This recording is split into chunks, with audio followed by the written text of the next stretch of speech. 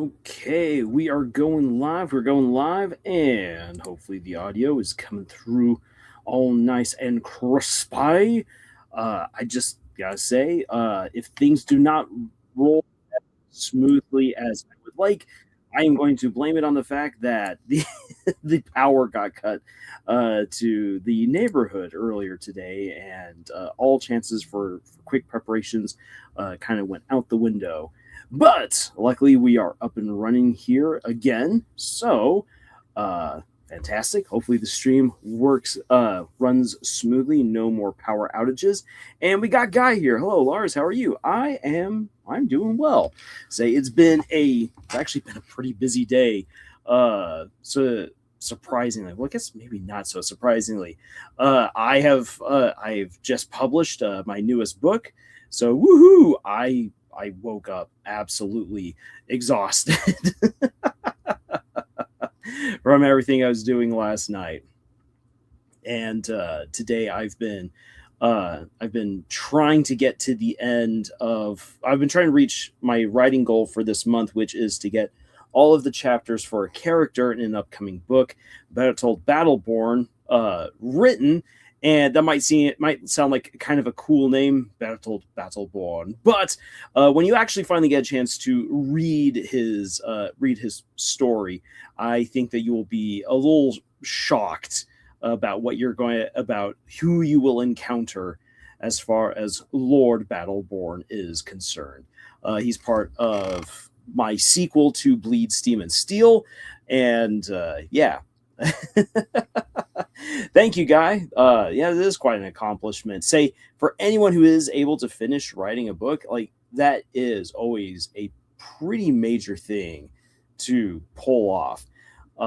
And I can just say this after having published by now 12 books, it's always an adventure. Each and every single book is an adventure. You think you're ready after you've done one book, but yeah, there's always a new problem, always something new to learn, which is why again every publishing journey is an experience with all of its own unique problems and lessons.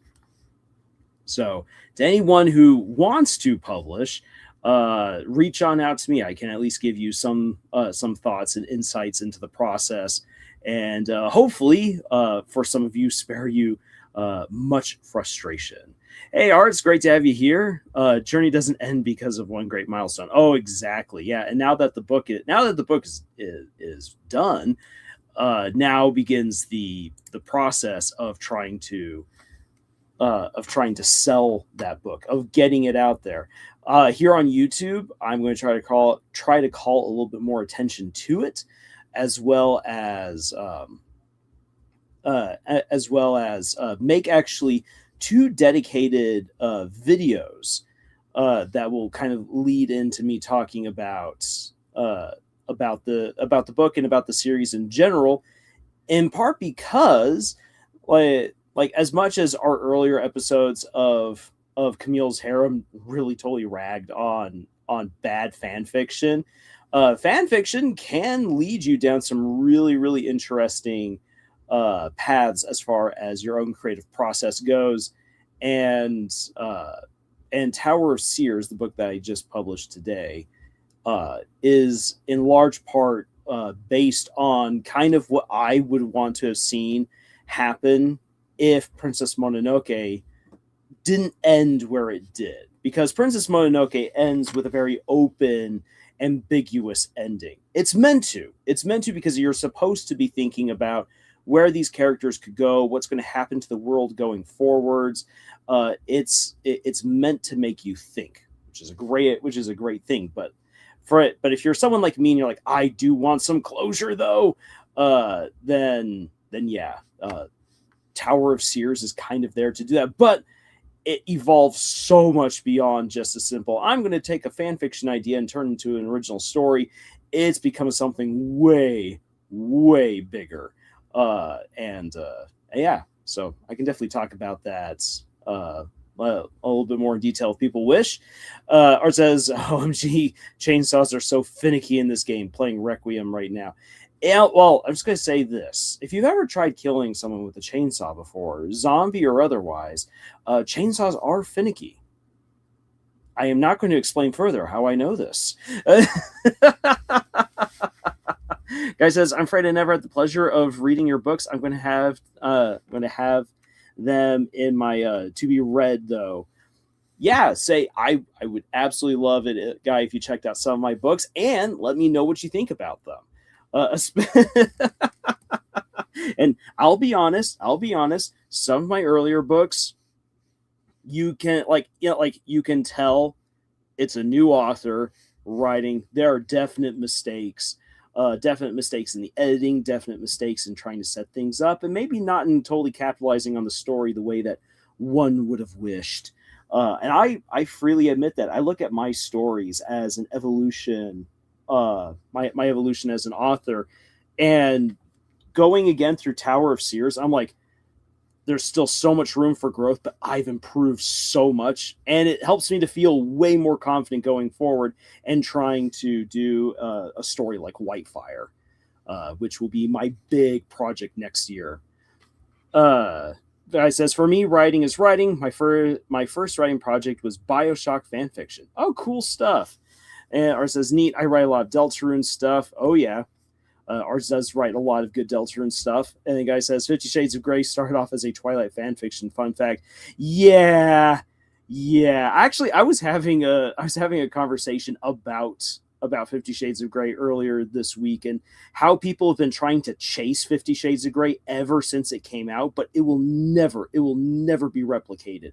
At least not in the way that it came on out. I think that another big steamy story could take the world by storm, but not in the exact same way that 50 Shades of Grey did. Ours says, dude, you can spin attack with chainsaws as Leon. Spin attack! Hey, whose debut is perfect? Yeah, no, not many. I mean, oh, poor Rebecca Black. I mean, it's fun to make fun of her songs, but man, and yeah, sure, we can call her a nepo baby, but it is kind of sad when you're like, yeah, I'm going to make a career in music, and then you have two just really cringy opening songs. Granted, 50 Shades of Grey isn't a great story, but it's a successful one. Yeah, it is. Like, if you want, so I guess quickly shifting gears for those of you just tuning on in, we're going to talk about why 50 Shades of Grey was so popular. 50 Shades of Grey came out at exactly the right time to capitalize on a couple of different trends, and to allow one trend to now become publicly acceptable. So 50 Shades of Grey, as a fan fiction of Twilight, it capitalized on the Twilight fever. People wanted Twilight, people wanted Twilight, people wanted Twilight. Twilight here, Twilight there, Twilight everywhere. Bella and Edward, or as my dad would always like to say, Edward or Edgar. He'd be all like, hey, look, it's Bella and Edgar. Anyways, people really, really wanted more Twilight. Combine that with fan fiction, really beginning to pick up steam right at that time. So not only were people looking for Twilight, but people were becoming a little bit more accepting publicly of fan fiction. So fan fiction, Twilight crazes coming together, conjoining at the right time, and it came at just the right time for people to start experimenting more with niche, and especially more sexually niche types of stories. And so BDSM suddenly it's like, whoa, wait, what? I remember on the radio hearing all of these DJs being all like, yeah, this is a horrible story, but oh my gosh, I'm blushing so hard talking about this thing and reading it, and it just makes me feel things I didn't think I could feel before. And so like you need to read it. And so there's this one DJ in particular who went on like a 2-week long crusade to convince all of the people in the studio, in the radio station in the studio, and his listeners to try out 50 Shades of Grey. People started reading it and they're all like, yeah, this is poorly written, but holy cow, like, oh, it's making me feel things. And so suddenly people are like, you know what? And then there's of course the counter. They're like, why would you ever enjoy this smut? And so people are like, you can't tell me what I can and can't enjoy. I will enjoy my smut if I so wish. And suddenly it's like, wait a second. Smut is now okay to read in public.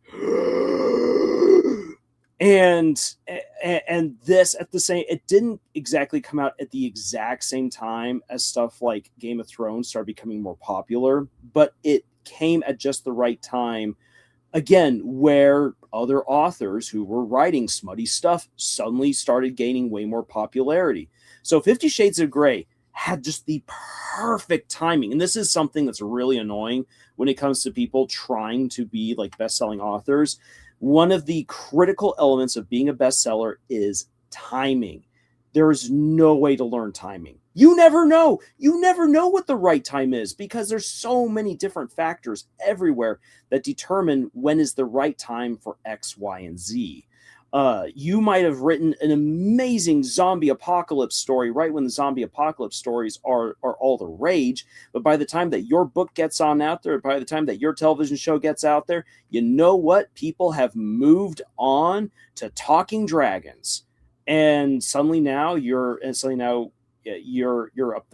the creek without a paddle.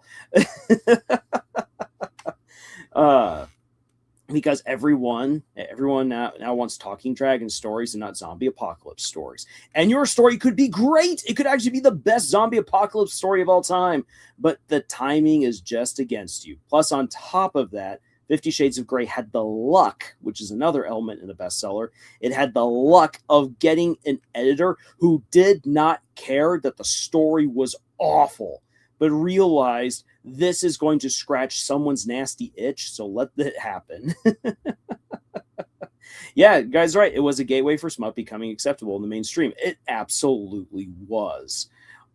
And sure, there's going to be other people like, well, these other stories were smutty before. I'm like, yes, but they did not open up the doors like 50 Shades of Grey did. That's again, 50 Shades of Grey just came out at the right time. It's a story that resonates enough. It can set the trends, poorly written or otherwise. Yeah, exactly. XYZ, more like XXX. Yeah, I want you to read my XXX story. It is rated XXX. You will find out why when you read.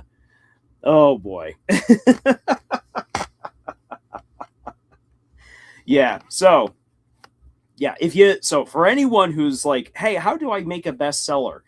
All of the formulas, all of the sales pitches, and everything else that people will pitch to you online, all of that is a load of garbage. The fact of the matter is that you can't actually engineer a bestseller like people say that you can. You just can't. The reason being is because you need timing and luck on your side. Now, if you want to have like a bestseller that like goes down in legend and actually becomes something that is like truly passed down, 50 Shades of Grey will not be passed down. It will not be a story that is remembered very fondly 20 years from now. That like I am willing to bet that. Let's come back 20 years back to this channel and we'll analyze how well people remember 50 Shades of Grey. If you want a story to be truly fondly remembered and passed on from generation to generation, it then needs to be well written. And so that's what that when you bring all of that together, that's what makes a true bestseller or a true legend, a true epic in fiction is when you've got luck, timing, and good writing all on your side. So, yep, it helps also when the story's well written. Make it so outrageous it gets someone's attention. Now, I have a story idea that the more I've been thinking about it, more like, this is so out of my wheelhouse, but I kind of want to try to write this. I kind of want to see where this goes. This could be such a bad idea, but if I'm going to do it, I have to make it well written. This cannot be just like, just slop. I refuse. If I'm going to stick my neck out with this particular story idea, I refuse to make it like slop. Let's brainstorm right now. What's the most outrageous idea you have? Let's have a conglomeration of ideas and form a story. Now that is a fantastic writing idea right there, guy. And I would love to do that. I think we should do that when we've got more people present and more people participating, because then you get a true, just fantastic cornucopia, plethora, hodgepodge of just insanity.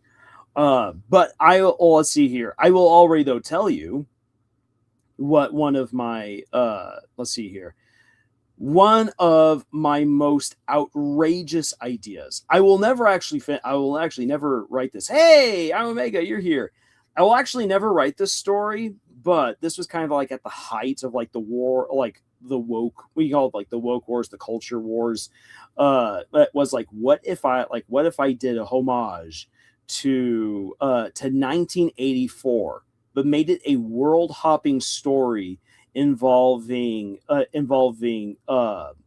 techno Amazonian lesbians versus like a Nazi occult that all look and sound like Elon Musk. Like that was that was the idea, and it was just so bad. But I was like, this could be fun. And upon further reflection, like, this is such a bad idea. The answer is no. Hey, look, another person. Hey, I'm Omega. I saw you commenting in Betsy Lee's live stream today. I popped in for just like a brief bit just to see what was going on. And if you didn't get a response to your question, I will answer the question that I saw. What would happen if you take the tuning fork over into the dark world, a la Deltarune? I'm going to say that what you would very, very likely get is you're either just going to get a fork that does nothing, or you're going to get a really cool staff that does all of these amazing spells that you can't use because suddenly levels now are an important thing in the game. There's my answer. This is to the best of my ability channeling Toby Fox. Yes, I saw that. Or at least I saw a bit of it. I didn't see a whole lot because at the time that it was going on, I was trying to do some writing. I've been helping to also babysit my niece, and then almost immediately then went to go do some gardening. So I didn't really get to stick around for the live stream, but I did pop in right as you asked the question. That's like sweet serendipity. That is awesome. So yeah, there. Hopefully that's a satisfactory answer as someone who is neither the creator for No Evil or Deltarune. but channeling, trying to channel Toby Fox. Honestly, I figured we get a Darkner with fork prongs as horns. Possible. You could get all different kinds of things when it comes to Deltarune. I think it's one of the things, whenever I see people asking questions about what you would get if X or Y happened in Deltarune, or you saw this or that, my response is it's imagination based. Like whatever you imagine, it can pretty much happen in Deltarune. The only reason why we don't see even bigger and weirder things is simply because Toby Fox is smart enough to not get lost in the weeds of what he can and can't do with the programs that he's working with the art style that he's working with, and with the story that he's working with. If you want to get really crazy with imagination, you should then look into something like my book series, The Legend of the Ten Lords. Hey, a segue right there. And I actually didn't even plan that. But yeah, if you haven't read my series, The Legend of the Ten Lords, which I just released the 4th book in the series today, The Tower of Seers. The series is primarily about 2 teenagers, Ben and Jessica, who, whenever they fall asleep, cross over into a universe of imagination. Whatever you can imagine, you can make happen. And that is honestly really, really cool, and also really, really dangerous and absolutely over the top. The big problem for the teenagers is that the world that they go to Halicruise is populated by numerous other people who also cross over in their sleep, and they all are at war with each other. So you effectively have these like godlike and godlike beings who are able to use their imagination to do whatever. And if you are someone who's not sure in their own imagination, in their own creativity, if you're not bold and adventurous or able to just kind of go with the flow and learn and all that, you will get squashed by those who are just able just to imagine faster, better, stronger, smarter. And in order to get that across, that means that I have to explore imagination even more zany and insanely than almost any other author or artist that I have ever come across in any kind of fiction, any kind of medium of fiction. And because that was also what I wanted to go, I realized if I just throw people headfirst into a story like that, they're going to be like, wait, what? So the Legend of the Ten Lords actually starts off rather small and restricted because everyone in the war has been using their imagination to actually try to kind of pin down and negate other people's abilities. So magic is actually way weaker than it should be. And they've even halted technological progression. They're stuck in a pseudo-renaissance. But as the series progresses, as more lords, as the 10 lords begin getting killed off, those restrictions start coming down. And by the fourth book, technology begins speeding up. And magic becomes even bigger and crazier. So you've got people like wielding nightmares that they steal from other people.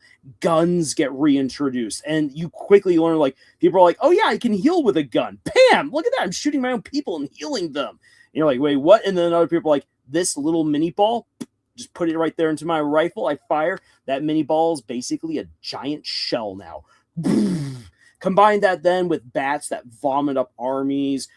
Random spats of winter, dragons getting summoned, ghosts getting summoned, whatever. A guy decides to turn himself into a more evil version of the human flame or human torch. Like, you get all of this going on in Tower of Seers, and from this point on, it's just going to get crazier. So by the time that you get to the sixth and final book in the series, imagination runs rampant in ways where it's like, what these people are coming up with, what they are imagining, and what they can do to each other is just, it's meant to be mind-blowing, insane, slightly stomach-churning, but also like, holy cow, wouldn't that be cool? But maybe not if I go ahead and murder someone. So, and real quick, just again to advertise myself, which I should try to do more of. I'm going to quickly share my screen right here and show off. Voila! Say, there we are. Tower of Seers. The Legend of the Ten Lords. It's kind of sad seeing this as book 5 because it's actually book 4. The reason for it being book 5, and that says right here, book 3 of 3, is because Amazon is stupid. And Amazon forced me to split the third book.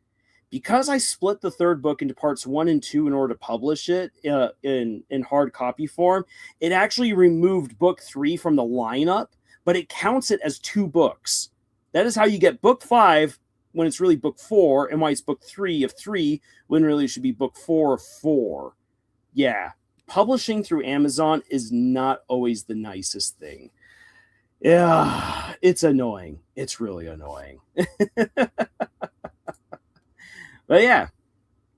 So there you have it. You can check it out. And I'll make sure that I have a link for that. So anyone who wishes to check out the book can do so. If you want to check out the very first book in the series, Knights of Halicruise, that is linked in every single one of our video descriptions, or at least it has been for the past year or so. So that way you can just immediately go click on it and go get yourself a copy and enjoy this beginning of a long and epic portal fantasy series. So yeah, that's what I've been that's what I've been up to. That's what I've done. And then I'll be the next book that I'll be working on getting published will be my next fairy tale retelling story. So I've done Puss in Boots and the Dark Riddles, and I've done the White Snake. The next one that I am going to do is the Cudgel in the Sack, which is one of the way lesser known Brothers Grimm fairy tales. It's also one of their longest fairy tales, and it is also one of their weirdest fairy tales. So, to give you a rundown of the original fairy tale, not giving away any, well, I guess I kind of am giving away spoilers for my own story since it is a retelling of the original, but I do add my own flavoring to it to make it special and interesting. The Cudgel in the Sack is about this father and his 3 sons, single dad, 3 sons, who have a goat that can talk. Yay, talking goat. And the dad tells his sons, you're going to take the goat on out and you're going to feed it, make sure that this goat's well fed. And the first son goes out and takes the goat to be fed. The goat eats, and then the goat eats, and so it's like, okay, when the goat's fed, I take the goat back home. When he comes back home, Dad's like, so you fed the goat? He's like, oh yes, Dad, I fed the goat. And suddenly the goat's all like, and then the goat's all like, I haven't eaten anything. This kid has starved me all day.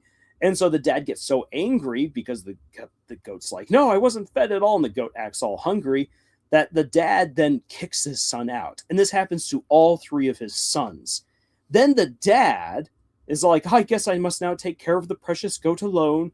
And when he takes the goat out to feed, the same thing happens. The goat eats. He thinks the goat's fine. Then when he gets home, the goat's like, you cruel human. You didn't feed me at all. Meh.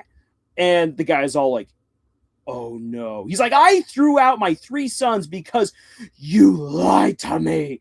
And the goat's all like, you suck. And so the dad's like, I'll show you who sucks. And so he shaves the goat bald. And then the goat goes, like, the goat gets all angry and scared and runs off into the woods and then becomes like a demon. Meanwhile, the 3 sons all go and find new lives in different villages, and they take on apprenticeships.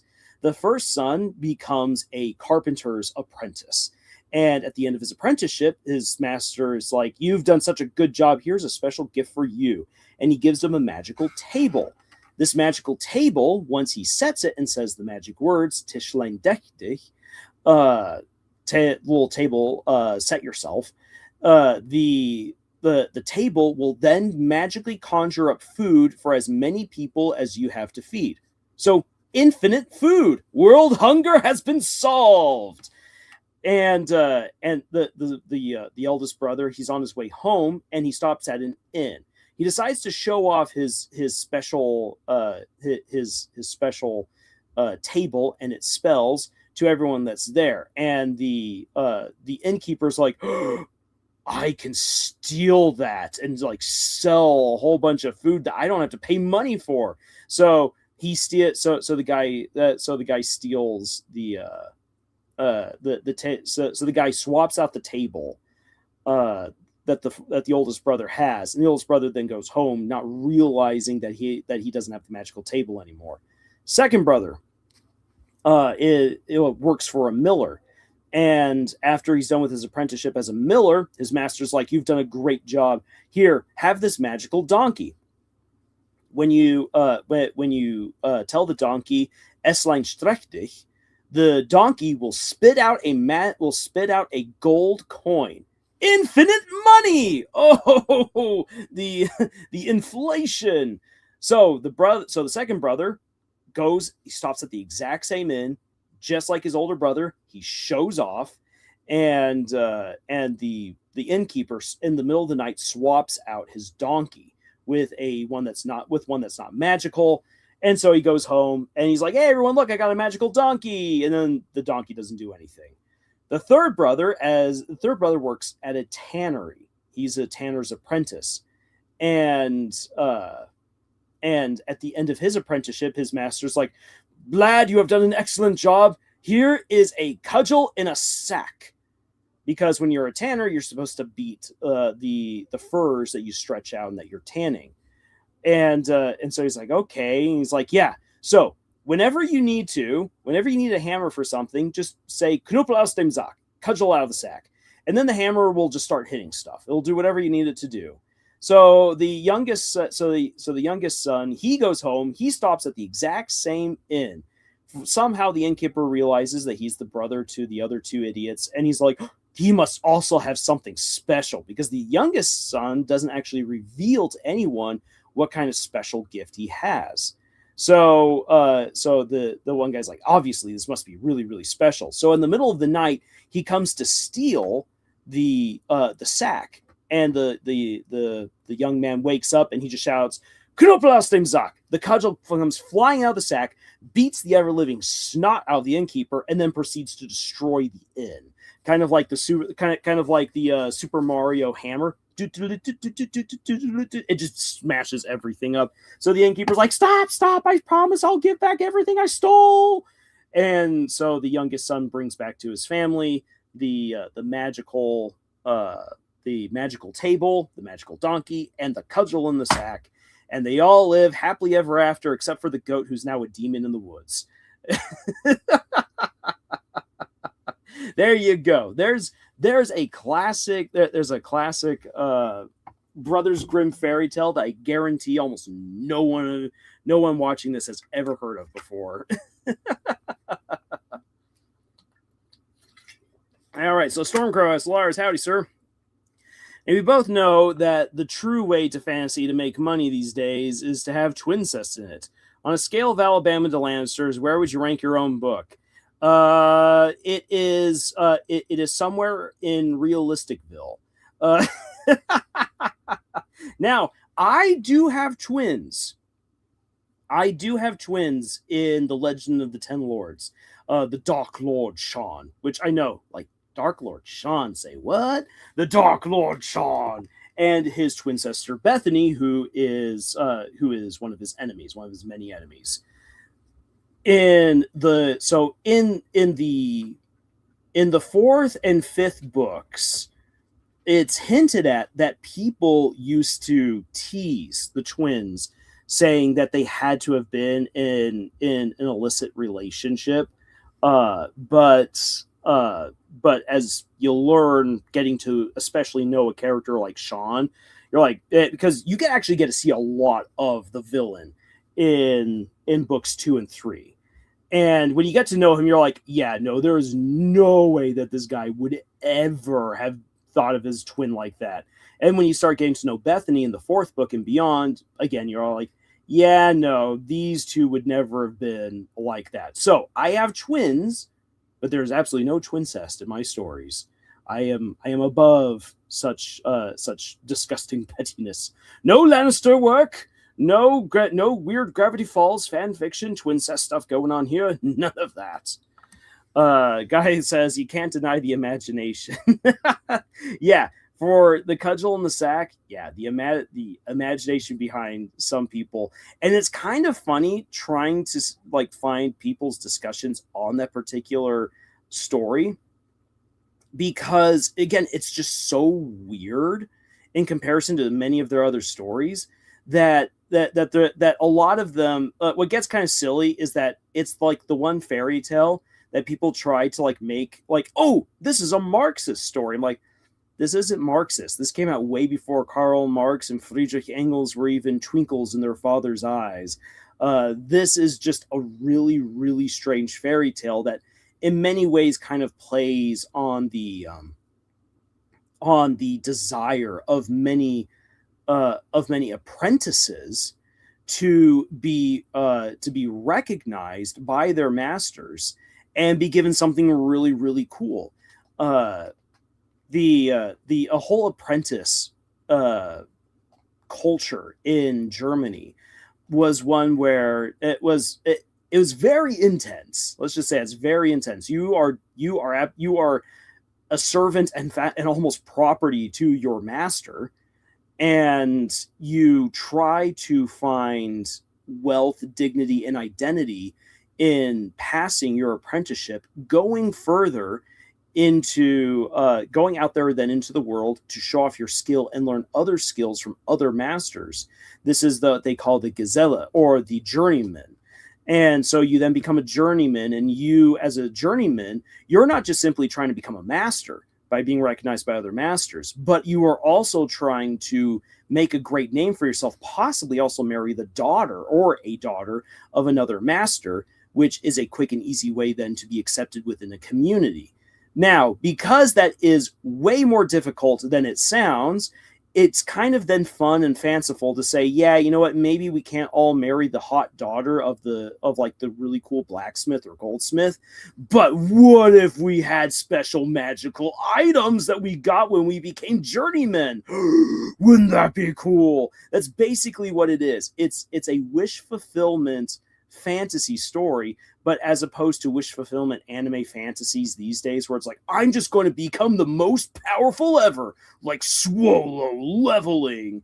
The story of the cudgel in the sack is, what if I became a really, really awesome dude because I just now have this magical item? Wouldn't that be sweet? That's pretty much what it is. While then also having a story that acknowledges how people would take advantage of young journeymen, and it plays into like the trope of 3 and everything like that. How the youngest is the most righteous of the kids and so forth. Why there's a goat that becomes a demon, I don't actually know. I don't know why that's in the fairy tale at all. Guy says, I never saw the correlation between a fable about a lying goat that turns into a demon, a metaphor for communism. Yeah, no, if you mention that to the people who say this is obviously a Marxist fairy tale, they would probably blow up really, really fast and be like, no, you don't understand. Which actually, funnily enough, I have gotten something similar to that in the past, where I've had someone be all like, you do not understand capitalism and Marxism. And I'm like, whoa. I didn't even bring up any of that stuff. I was just saying that George R. R. Martin is horrible when it comes to writing economics, that he doesn't really understand how economics works. And this person just went on this insane diatribe and like haunted me for about a week, writing these ridiculous essays. And I'm like, okay, you do your own thing. I'll do mine. So yeah. How do we even get there again? I don't know. You know what? Let's shift gears a little bit, and I'm going to bring up Gooseworks and the Amazing Digital Circus. So you might have seen, or you might not have seen, the video that I posted recently, which is a thank you to Gooseworks, saying like, thanks so much for everything that you've put into the show. And it's a message that I hope reaches her and the others who've been working with her, because yeah, the recent drama that's been heaped up on her it's just dumb, and it's sad to see a creator getting beaten down by their fans. This is one of those good examples of where honestly a creator does not owe the fans what they want. Here's something that I believe. There's nuance to this. Creators, like the moment that you put your story out there, hold on a sec. I gotta let a cat out. All right, honey, there you go. Be free. She'll come back in like 15 minutes. Want me back in, probably even sooner.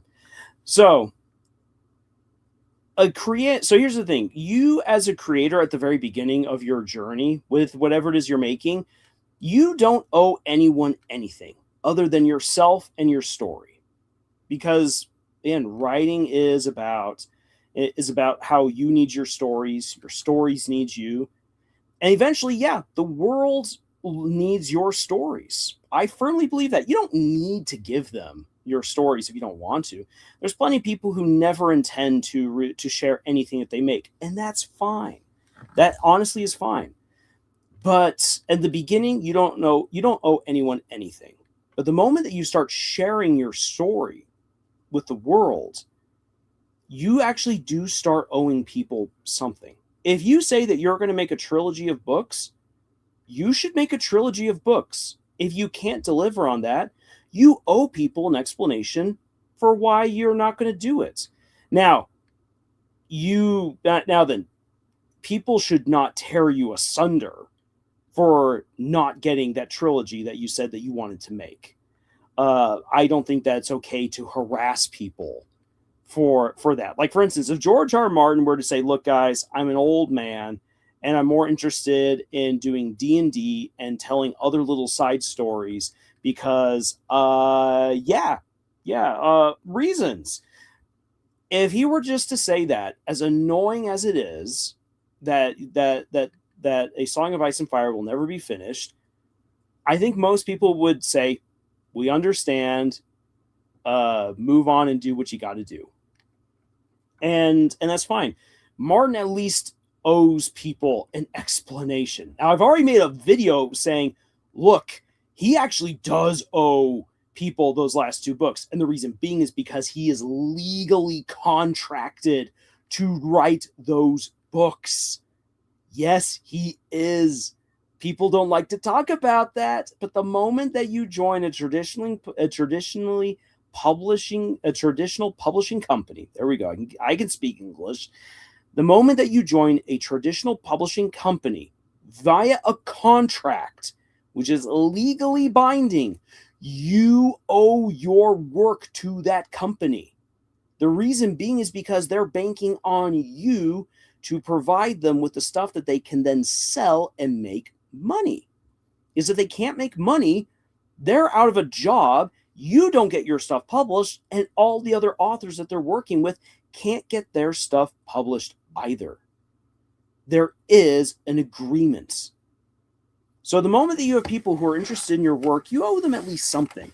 And if you are traditionally published, you owe what you contractually owe. When I've seen people saying, "Oh, we're not going to get any more any more Amazing Digital Circus because Gooseworks says that she's just done." No, because Gooseworks legally owes Glitch Productions the conclusion to the Amazing Digital Circus. She has full creative control to do what she wants to do because that's been granted to her by the company. But Kevin and Luke and their people are owed a complete series. And that is, and as a creator, if you are going to work with anyone to get your stuff done, that is something that you need to understand. You will owe people something. I find it really, really silly when I see people say, "Oh, you don't owe anyone anything." You don't owe anyone anything until you start sharing your work.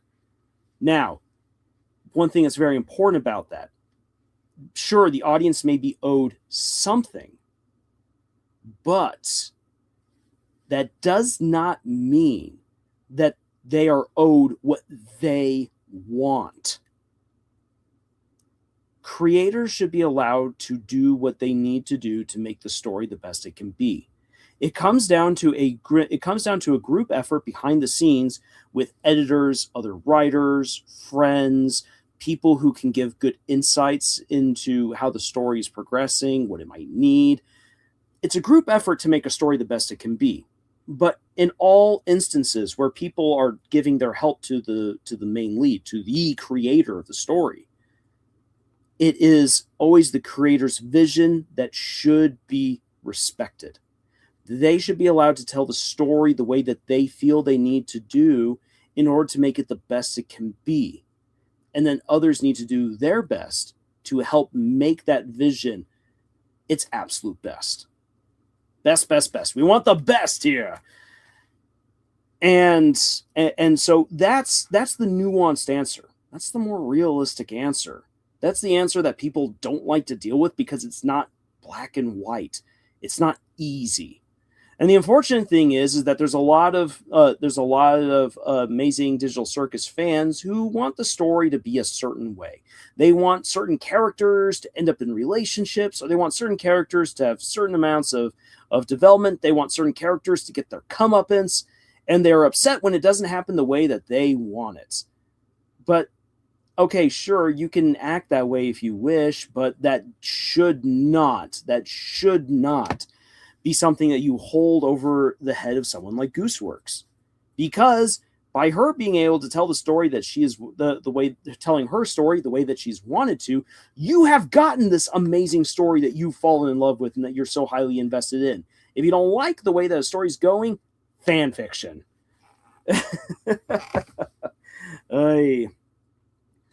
Thank you, guy. Love this video. I hyped it up on mobile. Don't know if that does anything, but it felt nice. World needs more positivity. Absolutely does. And Art says the world needs a lot of perspectives. If we only had one, it would be boring. Plus, a second opinion should always be welcome. Absolutely. And I've always said I don't want other people to be like me, and I don't necessarily want to be like other people. I want to be myself. And that's what we should aim for. I love the fact that Gooseworks is who she is, and again that she's telling the Amazing Digital Circus the way that she wants to, because it is so unique and refreshing. Sure, you can see the inspiration from other shows and stories in her own series, but she has truly made it her own thing. And by working with other collaborators and with voice actors and with editors, they have also had the chance to bring their own contributions, life, and insights into these characters, into this world, to make it what it needs to be. I'm really excited to see what it's going to be like when we get to that moment that Gooseworks said that Michael Kovic's reading of Jax left people in tears. I'm excited to see what that's going to be like. Diversity of thoughts makes for a colorful world. I love the quote from Robin Hood, Prince of Thieves. And Thieves, did God paint you black? Well, I guess he did paint me black. Why? Because Allah loves wondrous diversity. It's such a great line. It's such a great line. As far as George is in the series, I don't know why he isn't more enthusiastic to get it out. Once you start something and get it out, you got to finish it. And you can't, and if you can't, you got to give a reason why. And I absolutely agree with you, Guy. So for those of you who haven't heard this story before, I'm going to share this again. At the Tucson Festival of Book, at the Tucson Festival of Books years ago, I had the opportunity to talk to an author who worked with George R.R. Martin back in the 80s. Now, before A Song of Ice and Fire got picked up, and this is even before A Song of Ice and Fire really took off, because it only really took off once the HBO series made it really popular. The thing is that he actually made his money by publishing in magazines loads of short stories, doing epic fantasy, sci-fi, grimdark fantasy. He did a lot of this stuff. He also really, really, really wanted to be a Hollywood writer. And it's thanks to friends of his who were working on Star Trek The Next Generation that he actually got writing gigs in Hollywood, because he was friends with writers for Star Trek. They're like, hey, George, you are a really inventive and creative guy. We know this from some of the works that you've shared with us. So how would you like to help us out with the writing for some of these scripts? And so for some of the Next Generation's darker storylines, George R.R. Martin actually had a small hand to play in how some episodes and how some character arcs in Star Trek played out. So really cool and all that, but it didn't become a big gig for him. He was not a big Hollywood writer. He did not get to run his own show. He never was picked as like the cool kid. George was always on the periphery, always in the background, always looking for his next meal. Now, that kind of a lifestyle is not necessarily very good to being dedicated to something big. which is kind of wonky and funny because, at least from what I've heard from people behind the scenes, is that George R. R. Martin loves to play, or at least loved to play, Warhammer 40K, and Dungeons and Dragons. He loves big epic stories, and he's been telling big epic stories to his buddies for decades, even before he began writing A Song of Ice and Fire. Well, before that, though, whenever he tried, before A Song of Ice and Fire, he had tried numerous times to write bigger stories and get them published. This author at the Renaissance Festival, at the Tucson Festival of Books, who had worked with him in the 80s, was like, he's like, okay, he's like, I'm going to tell you this because we were just chatting, and I was like, yeah, at that time I just started reading A Song of Ice and Fire, and I was enthralled with the first two books. And he was kind of like, slow your rolls. Slow your rolls. That series will never be finished. And I was like, wait, what? What do you mean? And he's like, I worked with George. I worked with him actually on writing several of his stories, and he's helped me write several of mine. He's like, he was contracted to write certain things. He was supposed to deliver a certain story, blah, blah, blah, at one point. And he's like, and he didn't. He always came up with an excuse. He's like, and he's always getting bored. He's always moving on to the next thing. And so I was like, okay. He's like, yeah, no, the story will never be finished. And he even then dropped an interesting tidbit that I haven't heard from anyone else. But he said that George, back in the early 80s, had already written what was supposed to happen at the wall. So the big wall that separates like the wildlings from the kingdom in the north. That George had already been playing around with that particular idea. And he's like, yeah, the reason why the wall is smart, why the wall is able to like attack people and stuff in the books, it's because it has the mind of a dragon in it. And I was like, what? He's like, yeah, no, he wrote this. There was originally a short story about the Great Wall and the dragon who lived within it. And I was like, that's really cool. And he's like, yeah, it is cool. He never finished it. Phone. And he was like, what the heck? Superior, Arizona trying to call me? At this time of night? What was this little mining company want? I guarantee it was a mining company whose phone number got hijacked. In any case, yeah, he's like, yeah, that was originally a short story. He never finished it. He never published it. He's never going to finish it. He's never going to publish it. It's meant to be the ending or part of the ending to A Song of Ice and Fire. He's like, he kind of told me. And I was like, oh, and he's like, yeah, but he's never going to finish it.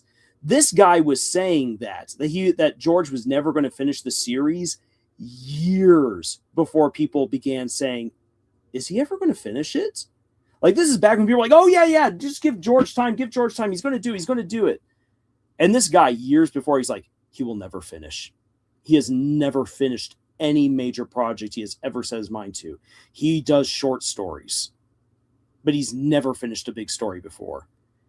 And I was like, what?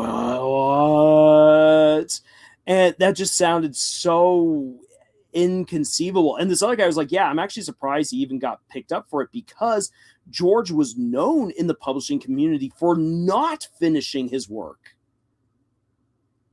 So it's kind of strange. Why wouldn't George want to conclude his story? So, well, before I get to that, let me just quickly address what Arts was writing here. I think George sees it more as a chore than genuine love at this point. I 100% agree. He's been making excuses for himself not to do it rather than trying. I've had times where I've come to an idea that I love and then I lose interest in it, but I get an idea. I write something just to get it out. Yeah, write something to get it on out there. People should be writing. It's actually kind of funny. George has complained to Stephen King, how do you write so much? And Stephen King just says, I write every day. And Stephen King is a prolific writer, not because he's like Brandon Sanderson and cranking out thousands of words a day, but because he just writes every day. Whether that be like 500 words to 1,000 words, that adds up quick. 300, like do the math. 365 times 1,000, 365,000 words. That is an entire Game of Thrones book right there. It might be raw, it might be poorly written, but you got it out there on the page, and from there you can refine it, you can make it better. Now, why wouldn't George want to conclude his story? Guy, I have an answer to that. The answer is he actually has finished it. It was in the form of the show. So I don't know if anyone else here has says, I get it. I'm way too wanderlusted for my own good. And that happens to a lot of people. I'm Omega. And honestly, again, that's something that if George was just to say, look, guys, I'm moving on to something else. I don't have the attention anymore, or I don't have the desire to do this anymore. If he was to give a reason, people would accept it. They honestly would. He's just scared because, again, like I described earlier, he was always the kid who wanted to be part of the cool gang, but never got there. Now that he's become part of the cool gang, he is a guy who has taken the fantasy genre, to a whole new level. He knows that his legacy is tied to this series. He's just never finished anything like this before. This is so totally new to him. He's out of his depth. He's afraid of disappointing people. And it's not healthy. That's the problem. It's just not healthy. Now, why wouldn't George want to conclude his own story? He gave the conclusion to Benioff and Weiss for the show. He stopped writing when the show got to about the point of A Dance with Dragons. I think it wasn't just simply him running out of juice and running out of interest. It was becoming a chore at that point. But if any of you have read A Dance with Dragons, you will probably agree with me that it is a disaster of a book. It's a disaster because nothing matters. There are maybe a grand total of 5 or 6 chapters in the entire book that have any meaning for what is going to happen in books 6 and 7. Yes, I know that the fifth book ends with a big setup for Daenerys' nephew to make it to the scene and be the big Targaryen who's going to challenge her for the throne. Which is not even in the show. And it's actually kind of a cool idea. And it's something that Daenerys needs, because Daenerys needs a real kick in the pants by the end of book 5. She is such an idiot in book 5. Most of the characters are idiots in book 5. Book 5 is so hard to get through because everyone except for Bran Stark is a blithering moron. When the 8-year-old, 9-year-old, maybe he's 10 years old by now, which is going to make the sex scene between him and Daenerys really, really awkward. Yes, it's actually Bran who's supposed to sleep with Daenerys. Sorry, guys. Yeah, it's really creepy. It's really weird to think about. Anyways, that's going to make, things really, really awkward when Bran and Daenerys get to that point. The thing is that everyone in book 5 is an absolute moron. As a result, the book feels like it doesn't really get anywhere. And in fact, by the last few chapters, you realize that everything that's been going on doesn't really matter. The Martells are screwed because Mr. Martell, like the great patriarch who's dying of arthritis, he botched the chance to kill Cersei Lannister and take the throne. And the reason why is because he didn't want his daughters to get the glory, because he personally wants to kill Cersei with his own fat hands. And so all of the buildup in that book, that's why it plays out the way it does. Very last page of the 5th book basically says, everything that was going on with Cersei doesn't really matter. And not at all. And you're like, I have spent 1/3 of this book with this blithering idiot of a queen who has done so much damage. And you mean to tell me that, oh, the whole reason why she's been allowed in a world that does not forgive idiots, why she's been able to get away with it, is because Varys is protecting her, so that way she can be dethroned by Daenerys. Varys protects her, so that way Daenerys' nephew can overthrow her? And it's like, that is dumb. That makes no sense. It literally makes no sense within the greater context of the story. And just Jon Snow getting stabbed, he might not even come back. Because Jon Snow is not an interesting character in the books. He's not. He's an idiot in the books. He survives because of plot armor. So, and which is why Martin has him stabbed at the end of the 5th book. Because it's like, oh yeah, this character you thought had plot armor this whole time, he doesn't have it now. And it's like, no, I really don't even care, because he's a bad character.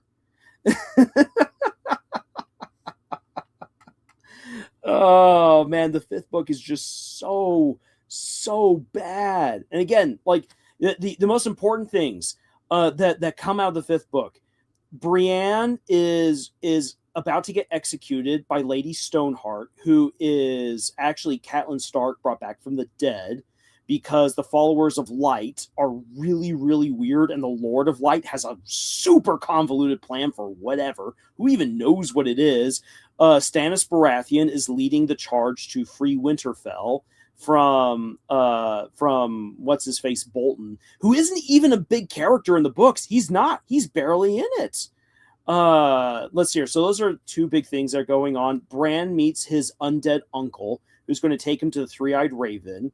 And Bran has learned how to warg more creatures, which is setting it up for when he will warg Daenerys' dragons and take over the dragons. And Tyrion is getting taken by, who's the guy? The old dude has got the really nasty crush on Daenerys. Can't remember his name. Tyrion has been saved and is getting taken by him to go meet Daenerys, while Daenerys is being besieged by a bunch of weirdos in Essos because she spent more time getting boinked by a prince, because she's like, I can't get pregnant, so therefore it doesn't matter how many men I sleep around with. Woohoo! And yeah, that's like that, and all of that stuff, which actually does set up what's going. Oh yeah, and Jaime Lannister failed to kill the Blackfish. And winter is coming. Everything that I've just described right there takes up maybe 30,000 words out of a book that is around 400,000.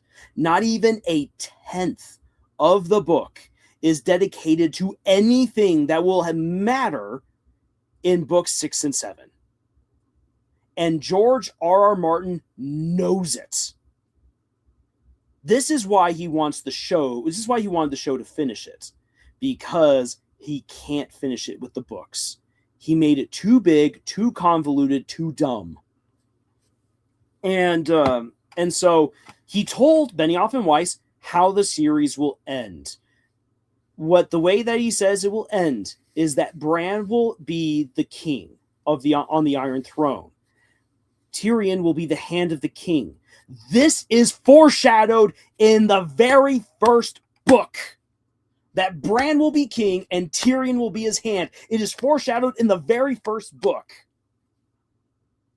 And that is why the show ends the way that it does, because that was the ending that was intended for the series from the get-go. The only thing is that Martin did not exactly tell Benioff and Weiss how to get there. He had some of the big things of how it was supposed to happen, but Benioff and Weiss had also made so many changes to the story by that point. Plus, this is at the time at the height of the culture wars, so they were trying to get brownie points by making Sansa and Arya way more important than they are in the books. And that really actually ended up derailing a lot of stuff that was meant to be done by other characters. And that is why, if you read the books, you're like, wait a second. Because I remember I was like, so where's Sansa? Where's Arya? Where are they doing this stuff? Sansa is right now cowering in Littlefinger's creepy castle, and Arya is doing who knows what.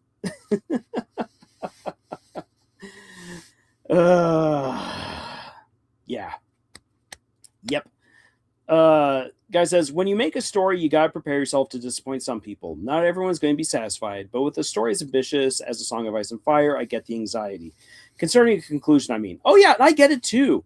Honestly, I get it as well. If it were me, I would be all like, oh, what on earth am I going to be doing now? I honestly would also be, I would be concerned with how it would it all turn out. So Martin just needs, here's the thing. Martin needs to invite a trusted writer or two into his inner circle to actually help him write.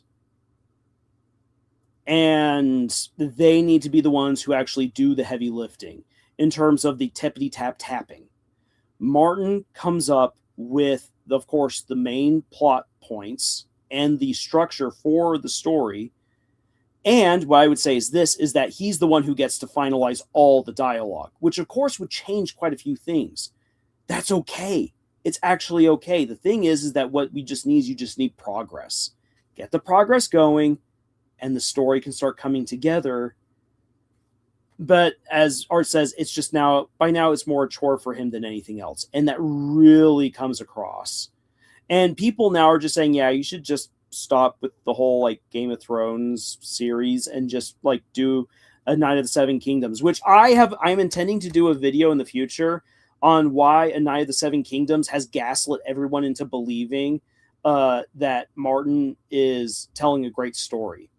As far as I've seen, A Night of the Seven Kingdoms is a great story, but put into its proper context, it's a magician's trick. It's distraction from the fact that he just wants to inflict annoyance and pain on everyone. Sorry, but true. Okay, with that said, let's shift gears on over to something far more fun. Let's talk about Tales of Zale. Because I mean that's part of it. That's there in the title for this live stream. It's like, and Zale is also on the thumbnail. Now then, I don't expect that a lot of people even know what this is about, and that's absolutely fine. I remember coming across the early episodes for this story years ago and just falling in love with just the cutesy art style and just how what's the best way of putting it? How kiddish, and that's probably the wrong way of putting it, but just how innocently kiddish the characters are. It's very, very hard to come across a story that has child characters that feel like children. But when you watch Tales of Zale, it comes across. Whimsical is a good description. It's whimsical, it's innocent, but also has a dark element to it. It's whimsical. It's youthful without being ironic or being dumb. And so it was just such a captivating thing to watch. And I always wanted to get more of it, but then it didn't happen. I wondered why it was. Well, it's because the animator, she started actually getting more experience and work. She had to pay those bills by working with other companies. Or I should say working with another company that specifically was taking commission work actually from Disney. And so she managed to gain more experience and everything, and set herself up to return to this story and tell it afresh with now greater experience, not just art wise but storytelling wise.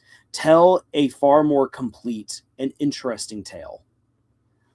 So let's have a look at the at the trailer for the Kickstarter for the new show, and then I actually want to take some time and have a look at the Kickstarter elements. Really introduce you guys to it if you haven't already seen it, and maybe you might be interested in contributing a bit. If you can't, that's fine. Bringing eyeballs and attention to a fantastic series is sometimes all that we can do, but that is a lot already, because so many people have great story ideas out there and they never get the chance to tell them or share them because they just don't get the eyeballs, they don't get the attention. So that being said, let's watch this little video, this sweet little video.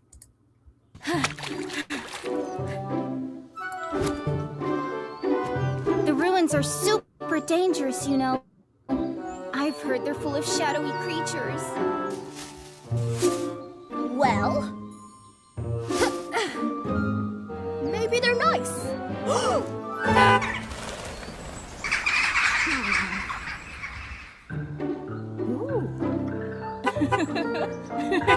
Shh. You aren't all bright, Zale.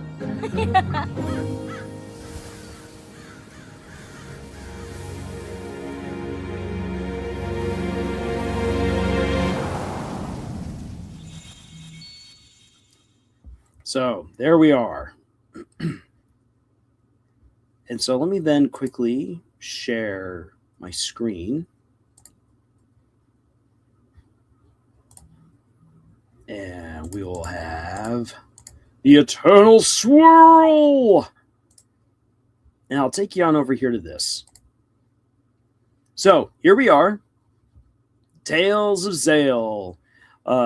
And it's doing quite well. It's amazing this only has 418 backers. I'm one of them. It's amazing that it only has 418 backers, to be all honest. It deserves more. So, what is Tales of Zale? Equipped with a wobbly compass and a positive attitude, a young fox named Zale ventures into the Forbidden City ruins to find his long-lost mom. Little does he know he's about to uncover a tale that others would rather leave forgotten. Tales of Zale is an animated indie series with a bit of a history behind it. Most people first became familiar with our titular fox back in 2015, when the project released its first online episode. Back then, it was a passion project made by a single person. Since then, the creator, Sif, has gained years of industry experience working on projects for Disney, Cartoon Saloon, and many smaller European productions. She began pitching Tales of Zale as a TV series at various forums in 2019, and soon gained the support of the Oscar-nominated Danish studio, Norlum. With their help, or Norlum, I'm not exactly sure how you're supposed to pronounce the O with the dash, with the slash through it. But, well, I'm going to say Norlum. With their help, the project could be taken to a whole new level of development, while still staying agile and true to its indie roots. While Tales of Zale remains an indie project with a personal artistic vision, it simultaneously has the industry support to be taken further. That is critical. This right here, this is the future of animation. It is indie combined with industry. Because industry has honestly lost its soul, it's lost its creativity, it's lost its way, it's floundering. It really is. But indie is on the up and up. Indie is where the creativity, the fun, the skill is now all coming to. It's where it's pooling at. However, indie lacks the reach. Indie productions honestly lack the reach. And while YouTube can be great for certain productions, like The Amazing Digital Circus and Murder Drones, it's really punishing for other people as well. So you need the industry in order to get the support necessary to get your story to more people. This right here, I believe, is the future. And it's great to see more people doing this. Glitch is already doing it. And now we're seeing this with a very small time creator. I absolutely love this. Now, obviously, we should also punctuate, should the right conditions arise. It's not guaranteed. It's not guaranteed that you get this. So first and foremost, we want to keep the project close to the online audience that has followed and encouraged the project over all these years. And for that reason, we're launching this Kickstarter. Whether you're a longtime viewer or just found out about the project, we're looking forward to showing the fruits of our labor. Huzzah! In a land after time. Tales of Zale takes place in a world long left behind by humans, where overgrown buildings dot the land. To the animals, this is a fantasy world where our former everyday objects are now mysterious artifacts from an ancient past. Here, nature has taken over once more. This setting is meant to reflect Zale's feeling of having been left behind, while never feeling truly hopeless. New life is growing in a place of what once was, ever-changing and never still. At times, it may also serve as a mirror to our own world and our relationships with nature, though Zale's story will always remain the focus. So, why a Kickstarter? Tales of Zale has always had strong indie animation DNA, and we want to keep it that way. While we've been able to further develop the project with the support of smaller culture funds, launching a Kickstarter allows us to keep Tales of Zale close to its international audience and to involve you directly in its creation. With times being what they are and budgets tightening, we also believe that a hybrid approach to funding is the best way to ensure that all artists are compensated as fairly as possible. Put a pin in this. I have a rant. Regarding this particular thing. Not against the creators, not against Sif or Tales of Zale, but this is such a true statement. And it's so sad to see what is right now happening with the storytelling industry as a whole, specifically right now with things that have been happening in Hollywood this week.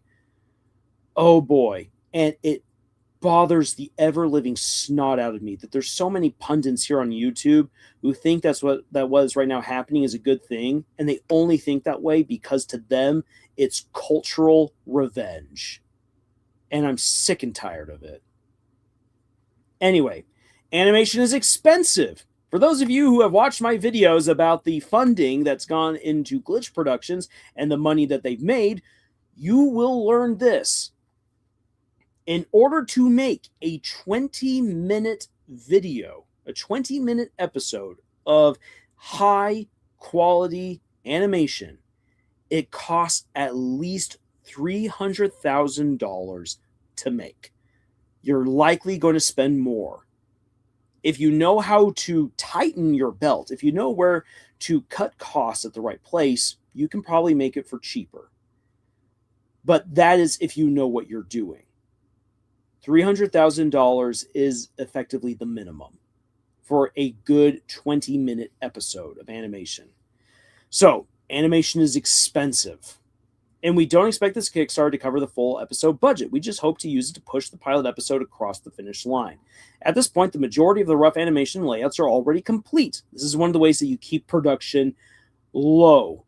It's a small group of individuals working together, basically in their free time. So what your contributions will be helping us with is to turn this into this. Here we see rough animation cleaned up, colored, with background done, and compositing added. These are the steps we go through to arrive at the final image. So again, taking this sweet little thing. This is such a cute set of frames going from one to the other. But now, here you have the full animation.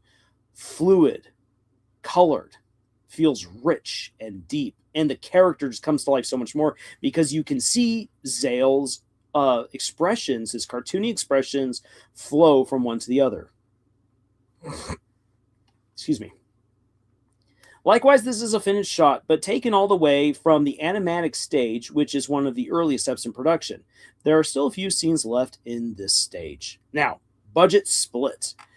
For the budget, we have a split of 50% towards production, 25% towards taxes. Oh, taxes.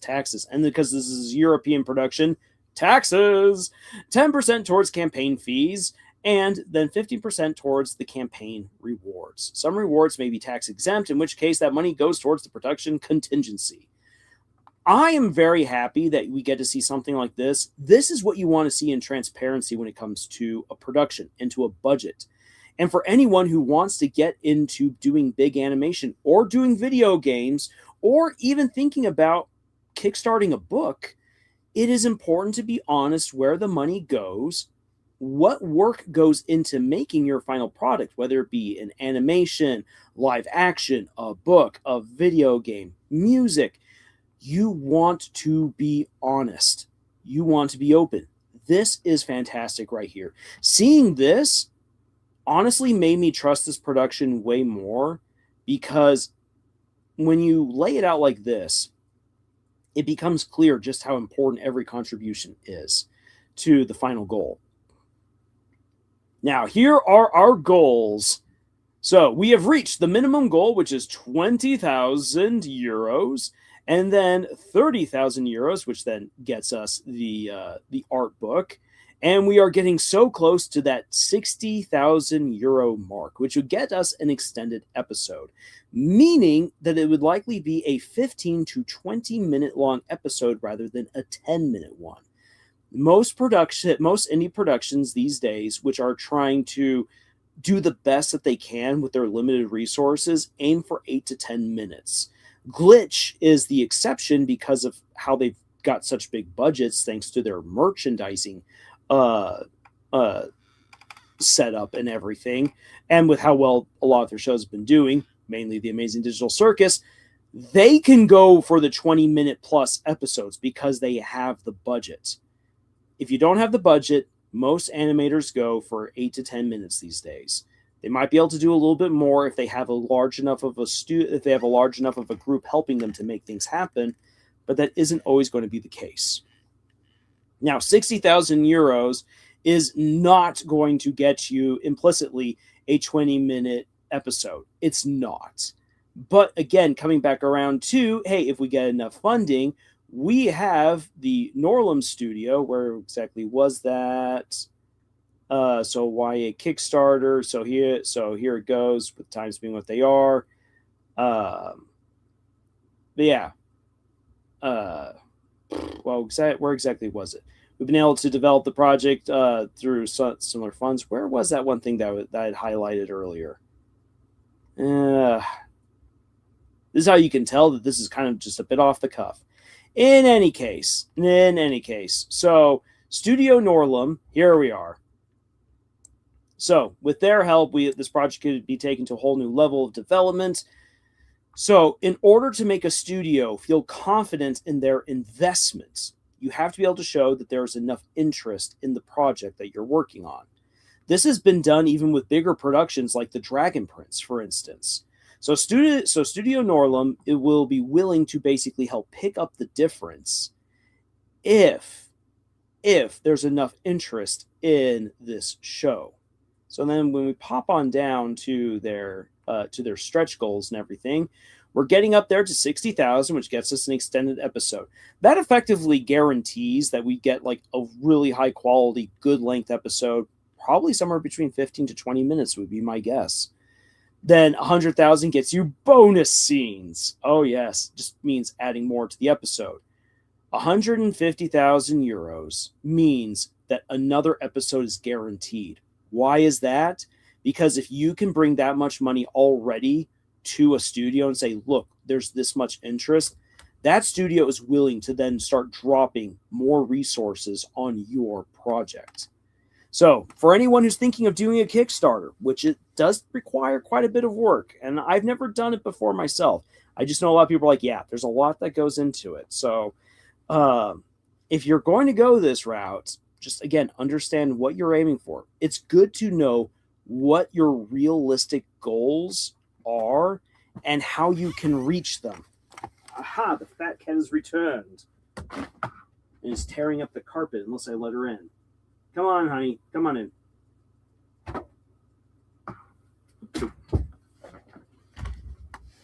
Stop scratching up the carpet. But yeah, for anyone who wants to go the route, again, writing, making a video game, making a show, making a movie, know what you can realistically do. That is incredibly important when it comes to knowing how you're going to accomplish your end goals, and also in whipping up the support for your end goals. And I just really hope that this happens. I mean, look at this right here. They're so close to those 60 to that 60 to that 60,000 euros. I mean, there's still a ways to go, but they can make it. And then you get the extended episode. Huzzah. Now, community challenges help spread the word. That's what I'm trying to do here with this live stream. Participate in community challenges to unlock additional perks and rewards. So become Discord members, YouTube subscribers. We got to get so many TikTok followers, Twitter followers, Blue Sky followers, trailer views, and all of that.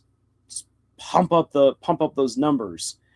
And then we got these other challenges right here. So we want to get fan art, fan edits, fan audio, fan animation, Zale, and you get Zale in the wild, selfie with a fox or an owl. There are owls in my neighborhood. I just need to be able to get a selfie with them. Black cat handshake, howl with a wolf or a dog. I got dogs next door. I can make that happen.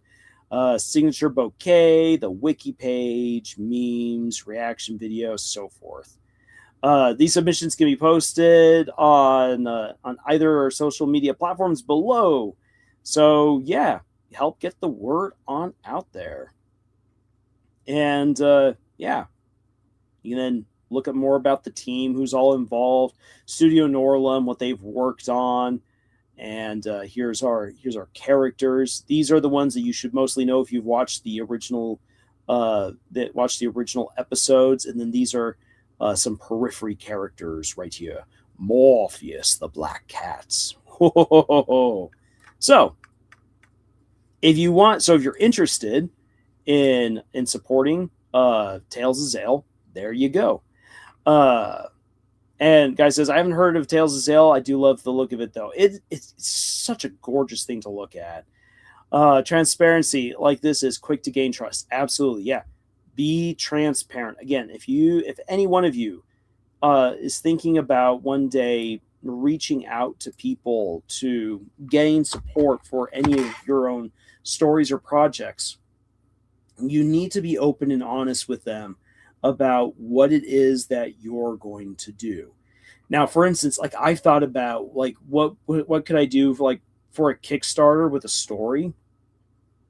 And I've thought about it, and like if I ever do that, it would have to be for a story that has lots of like artwork and stuff in there, because artwork is expensive.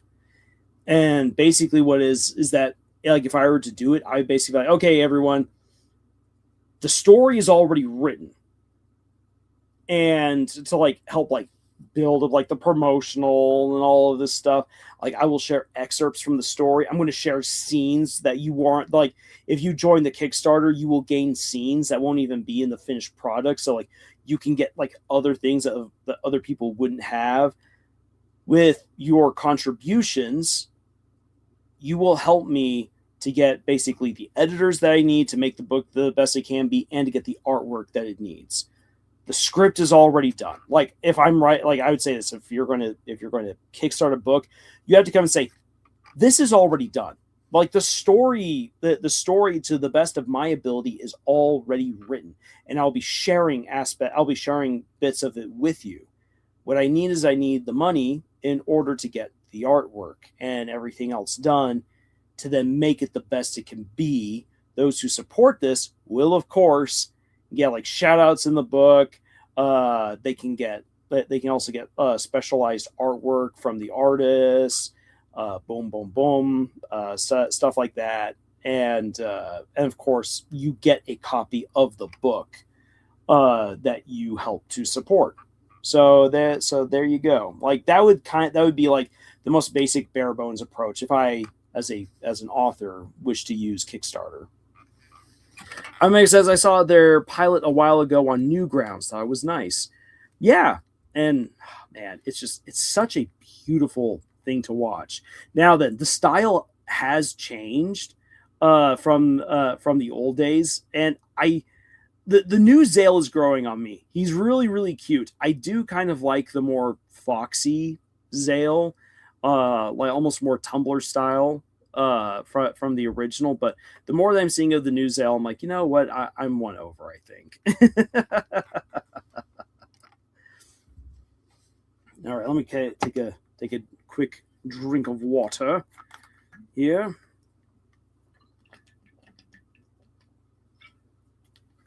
Okay, so I said I'd put a pin into a rant of mine. Okay, in the chat, how many people have heard about Netflix bowing out of acquiring Warner Brothers and Paramount now in the process of acquiring Warner Brothers? Say, let me know. Let me know who needs a refresher and who is just ready to just dive into this absolute debacle. While you're saying that, let me then set up from the YouTube side of things. So, for years, actually, I have been very, very interested in the stuff that happens in Hollywood. There was a time where I was like, I want to get into Hollywood. I wanted to be a cinematographer.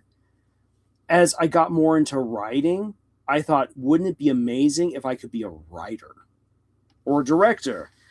That dream got shot down pretty quickly, which is okay because Hollywood's an absolute mess, and it's probably best that I'm not part of all of that shenaniganery.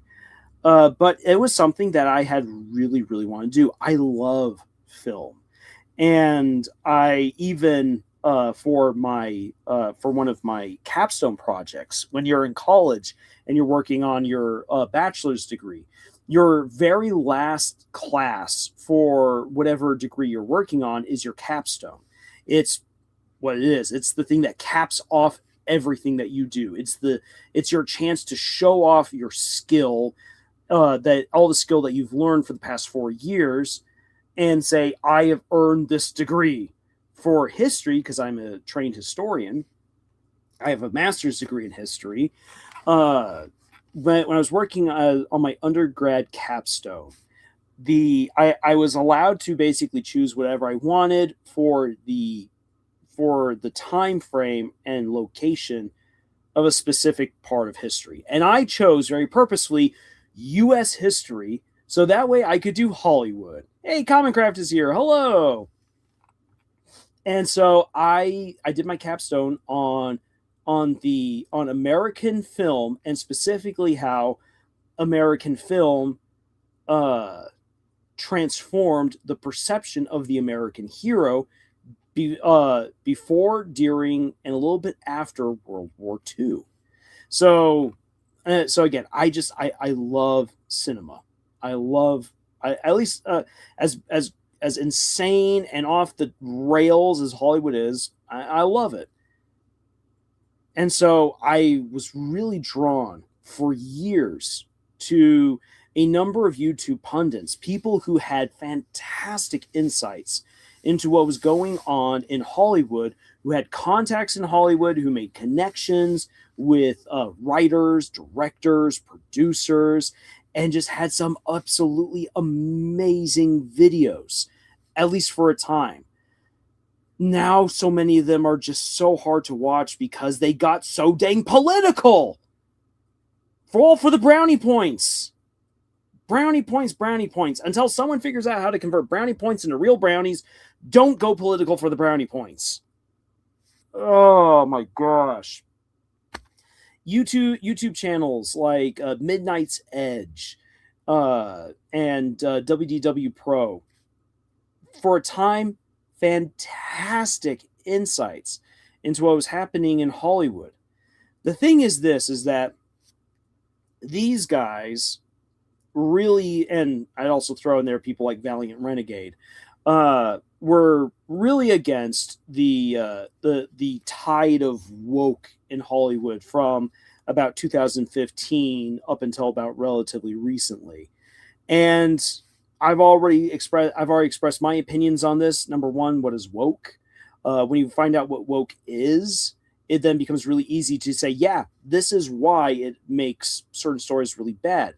Diversity in and of itself is not a bad thing. In fact, it can actually be very good for your story. On top of that, being ideological, almost every major story that has ever had any sort of like real legacy to it or popularity to it has been ideological to one degree or another. I'm sorry, folks, that's just the way that it is. When people got so hung up on trying to fight woke, it transformed a lot of these channels into effectively counterculture, or they thought they were actually the real champions of culture and that everyone else was counterculture, and it just started becoming an absolute mess. They went from these channels that had absolutely fantastic insights into Hollywood to basically becoming YouTube pundits who just browbeat people to make the stories that they want. Basically becoming similar to the toxic fans that have been abusing and annoying Gooseworks to the point where she doesn't really want to do her projects anymore. That's what these guys became. And so I stopped watching a lot of their channels after that, especially because some of them just started getting the absolute worst takes, and it was just bad. They hated one side of the political spectrum, so they swung as far as they wanted in the opposite direction. And as we here at Camille's Harem said, it's like, look, keep your politics out of it. Unless you're going to make a political story, keep your politics out of it. Like, we try that to our absolute best. You would be shocked if any of you had the chance to actually sit down with all of us at Camille's Harem, and you got us actually talking about what our political leanings and insights are. You would you'd be like, how are you all friends? You're all so different. And that's because we've learned to respect each other. And we respect differences in opinion, and we learn how to communicate. Just be a good friend. So, but we agreed years ago that unless it was fictional politics, we didn't care. We didn't want it. It's one of the reasons why in these live streams, I usually do my best to avoid referencing anything political if it's real politics, and why I try to rush through as fast as I can if it is real and relevant in the moment. Not because I don't have opinions, or not because I don't think certain things are important, but just because I know how divisive it is. And unless you have a strong agreement between everyone involved, it's very easy for this stuff to just come off the rails and to lose the plot. And so these guys, a lot of these channels lost the plot.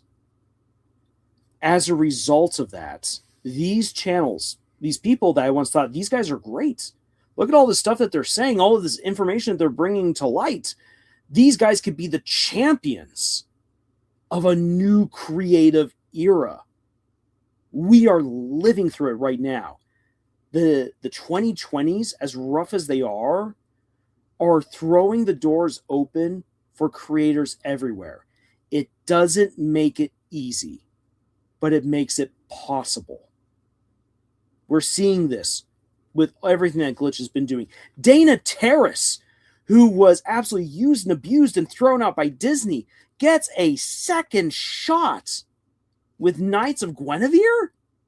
This would never have happened at any time in the world of animation. Not even back when Don Bluth broke away from Disney. Because Don Bluth basically tried to go head-to-head against Disney and take Disney on. I argue that Don Bluth is an amazing storyteller and animator, but because he tried to fight within the parameters that Disney set, he was always destined to lose. Indie animation can do what it needs to do to tell the stories that it wants to tell, and as such, it can't be crushed by Disney as easily as if you just enter the Hollywood system. So there's all these great stories out there. There's all these great creators out there who need a shot, who need a chance. YouTubers like me can help bring some awareness to that. That's one. And so even though like I'm focused on making a lot of my own stories, we want to try to bring insights on how you can create your own stories to the best of your ability and to gain more skill, gain more insight. It's important to highlight the accomplishments of other creators as well. These other YouTubers who have incredible platforms and have this knowledge more so than I do, who have connections more so than I do. Again, people like Valiant Renegade, Midnight's Edge, WDW Pro, could care less about creators like Dana Terrace or Gooseworks or Sif or Liam Vickers. The reason being is because they don't adhere to the political agenda that these people now have, because they're all like, well, the only way to beat woke is just to swing as far to the other side as we possibly can. And it's like, that's never been the answer. The answer is just to tell good stories. You yourselves even said so years ago. But you gave it up because you wanted to because now you think that you can land all of the cheap, vicious blows that you have fantasized about delivering to the people who've been making fun of you and abusing you for years on YouTube. That mentality is toxic. That mentality is counterproductive. And that mentality leads those people away from being able to realize when other productions like Tales of Zale or The Amazing Digital Circus or Murder Drones or really any other thing, Knights of Guinevere to what was that one animation that came out rather recently of the drawings coming to life trying to solve a murder, and so many other things. These guys would think that all of that is some sort of woke travesty. Why is that? Because those people or those stories don't immediately jive with their interpretation of 80s He-Man. And it's just, wait, what? And the reason why I even bring that up, the reason why that even matters is because it's not just big bro Hollywood and big bro into traditional publishing, which continuously push down indie creators, but it's also people within our own sphere who come out of the woodworks and tear down these people, who divert attention again to their culture wars. Where guess what? You want to know who won the culture wars? You want to know who won the war on woke? Bad writing. That's who won. Not any one political side. Bad writing won out. We're living at a time where there's been a decade of mediocrity or worse being promoted and championed because it leaned either right or left on the political spectrum, which is stupid, because why do we even think of the political right or left? Because it's where the French Revolutionary sat. It's so dumb. It's so dumb. Ugh. And so there was once a time where I really tried to reach out to a lot of these other YouTubers back when I thought that they would be helpful in bringing attention to stuff like Murder Drones, The Amazing Digital Circus, Tales of Zale. And no, because they didn't want it. No, because it's far more fun to do the cultural dunk. And so again, that's why it's so important for stuff like the video of Thank You Gooseworks, bringing that positivity, highlighting what great stuff is being done, using these live streams to bring attention to indie projects like Tales of Zale, and championing where people can, like I'm Omega, always recommending No Evil, which is a fun watch, Gilded Guy, which is a fun watch, championing stuff like Deltarune, which is indie video game making. Is great writing. And here's the thing, a lot of those guys, again, would absolutely dunk on Deltarune because, like, it's woke. One of the main characters is a lesbian, and the character that you control, Chris, is they them. That's bad. And it's just like, look, that's no. You're misunderstanding diversity versus woke. Woke would be if here's an example of how woke could ruin Deltarune. Would be if Chris. The reason why Chris is able to tear out the player's soul is because the power of they them, by being able to admit that they are non-binary, it has granted them powers which break reality. Yeah, no, that's silly, and that actually degrades what Chris goes through and what Chris what and what we actually get to witness Chris go through in the story. So no, Toby Fox isn't doing that. Or being all like, Noelle is obviously the best because she's a lesbian. It's like, no, that's what these people think, but no, it's not what's going on. If you pay attention to who Noelle is as a character, Noelle's got a lot of problems that need to be sorted out. She's a girl who needs help.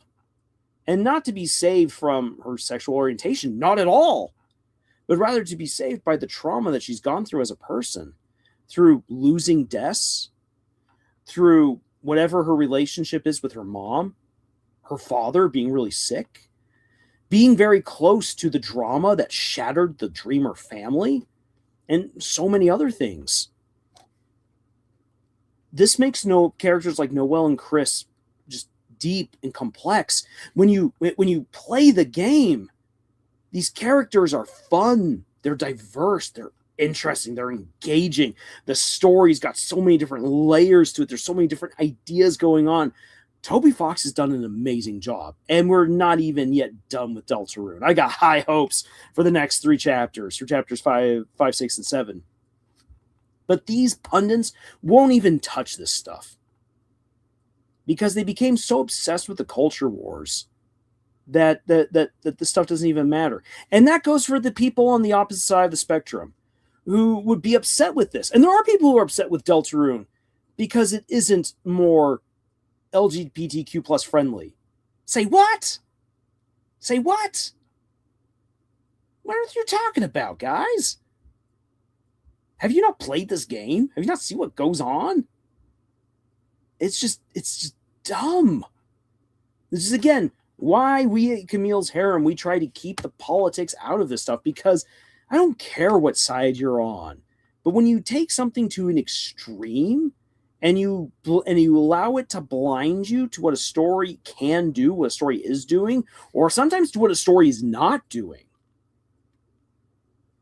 that's when you've let it go too far. I intend to do a full review of the series of the Pendragon Chronicles, Rise of the Merlin, which is made by Daily Wire. For some people, that's something that they don't want to see or have. But Daily Wire's been like, we will make stories better than Hollywood. Well, I want to see. And not to tear them down, I am genuinely interested to see how they do. Interestingly enough, a lot of these channels which are like, good old classic hero storytelling, Rise of the Merlin. Yes, you should watch it. None of those channels have done a single review or analysis for any episode of that show. So, what does that say about it? I think it's time for an author who actually has some experience writing high fantasy to take a look at it and be honest. For crying out loud, I bought Shadow of the Conqueror back when I thought that Shad was a decent person. I read Shadow of the Conqueror. I was excited to read Shadow of the Conqueror, and I was very let down by Shadow of the Conqueror, because a lot of the things that Shad said you need to have in a good story just wasn't there. Doesn't mean that Shad can never be a good author. I'd like to see him actually try and do better. I think he could do better with practice. The premise for Shadow the Conqueror is an intriguing one. In fact, actually, I have done something similar. What if you take a character who is so evil and you try to make them the hero? What's that like? If you want to know what that's like, read The Legend of the Ten Lords, World Eater, or Bob the Virus. He is an interesting character because you can tell he's on the good side, but when you read him, he doesn't come across like a good guy at all. At least not at first. And then when you start thinking he might be a good guy, you then start learning about his past. And you're like, oh my, oh, who are you? And it's fascinating to write a character like that, a villain who becomes the hero. Or a hero in this case. There's loads of heroes in the Legend of the Ten Lords. So it can be explored. It can be done. But you've got to do it well. And the unfortunate thing is that Shad never redeems his main hero. Dylan the Conqueror. Dylan the Conqueror could have been a very engaging, very interesting character. The problem is he's more interested in basically creating a Mary Sue, and Shad says he hates Mary Sues, but he created a Mary Sue. I'm sorry, Shad, but you did. So, yeah. And I gave him the chance. I read his work, and I gave him as fair of a review as I possibly could. Clownfish TV. I think that Neon and Geeky Sparkles should get back to doing more writing. They are fantastic writers and artists. I want to see more of their work. But they hunt the drama to make the big bucks. That's just disappointing to me. Anyways. Oh, man. There we go. I'm just throwing channels now under the bus. Anyways, let me catch up with what you guys have been saying here, because I know I've been just ranting. I thank you for putting up with my rant. Again, Comic Craft is great to have you here. Okay, so starting up with Guy right after I'm Omega said I saw the pilot for Tales of Zale. There's a single animator that I called Raccoon Gray, who made this series that I'm really interested in called Spiral Park. It has one episode and trailer, but I think it's worth a watch. Thank you for the recommendation. I will try to check that out. Spiral Park. And Comiccraft, great that you could make it on, even though it's a little bit late. I do appreciate it. And being political isn't even a bad thing. It's technically impossible to make a truly apolitical story, but seriously, the brownie points are in another level. I know. All these people, right, left, they all want brownie points. But until you can make brownie points become actual brownies, it's not worth it. It's not. When it comes to that, you have to portray it as delicately as possible, since politics is a mushy ground to cover. Which is why fantasy politics is so much fun. Fantasy politics allows you to explore real-world politics, but in a way that doesn't immediately alienate half the audience. Or the entire audience. And there's also the opposites, like the one subreddit that was supposedly to be against Chud games, but got so bad that they unironically began to consider anything that makes Chuds angry as good. Oh my gosh. Yes. When you just get so obsessed with your crusade that you lose sight of what's really important. Art says, sorry, been distracted by Resident Evil, which is a good thing to be distracted by. Drawings coming to life solving a murder? What's woke about that? I don't know. Nothing. But these people would find what's woke about it. And that's just what's so annoying. And then there's people who are like, it's not woke enough. Even though there's multiple ethnicities depicted and various leanings, shall we say. But no, it's just some people cannot be pleased because what they want is they want something more that fulfills their own fantasy. This is a huge problem with a lot of people that rather than just enjoying a story for what it can do, or putting aside a story because it's not doing well enough, at least in your opinion, people want to have a story just do whatever it is that they want to have happen. This is one of the reasons why there's so many people who are like, I must have AI. Why? Because AI is a lazy, dumb, but cheap and effective way, at least in these people's little rotten minds, to get the story that they want and exactly the way they want it while hijacking someone else's story. Why? Because those people were never creative enough on their own to actually do the work to tell the story that they want to tell. The reason why I put so much work into my own stories is because I am telling the stories that I want to tell. And if people who wanted good stories would actually just be bothered to put in the time and the effort, they would learn so much and they could tell amazing stories, I honestly believe. And like unironically praising Dragon Age Veil Guard. Yes, excellent example, Commoncraft. Excellent example. Dude, we seriously need a better term than woke. I agree. Here's what I would say to that, Art. And this actually would go for both sides of the spectrum. It is like, I know it's not as catchy as saying something like woke, but to say ideologically driven. Anyone who is ideologically driven to do whatever it is that they're doing, rather than trying to tell a good story, but telling a story in order to own one side or the other, to get a point across that they're like, yes, take that, you chuds. That ideologically driven storytelling means that you are not interested in the characters, and a story lives or dies by its characters. You're not interested in the world. You're only interested in hurting or pleasing your readers or viewers, not in telling a good story. And both sides of the political spectrum and well in between are equally guilty of doing that, which is why you should be focused, no matter what your preference is, on telling good stories. Congress says, I think it would only be woke in the sense that the drawings came to life, so they were awakened. Or they woke up. You're both turning into Sans. Oh, Papyrus does not approve of this. More like Papyrus, since I was the one to make you walk into that pun. Guy says, bad writing excelled because they confirmed their biases rather than portraying a good political story. You could even say it's propaganda to an extent, and I agree. I absolutely agree with that take, Guy. Art says, guess so, but I don't sound like Skeletor. Yeah, I'll get you for this, Sans. Woke is in your face. Hey, I've got this lesbian character. Don't you love it? Congress says, have you checked? Usually our own voice sounds nothing like we wear it, like we gear it. It may be a more drastic case, but it should be possible. Art says, the way Deltarune does it, it's just there. It's down to earth. Yeah, exactly. You just treat these things like they are. Just part of everyday life.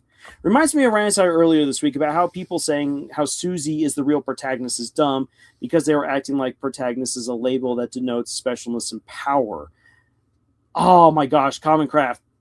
Thank you for bringing that up, because Susie's absolutely the protagonist of the story. She is the one who goes on such an amazing journey of transformation and just becomes such a swell person all around. She is, without Susie, you do not have Deltarune as it is. She is one of the three main protagonists, but I'd even argue she's the main character of the story.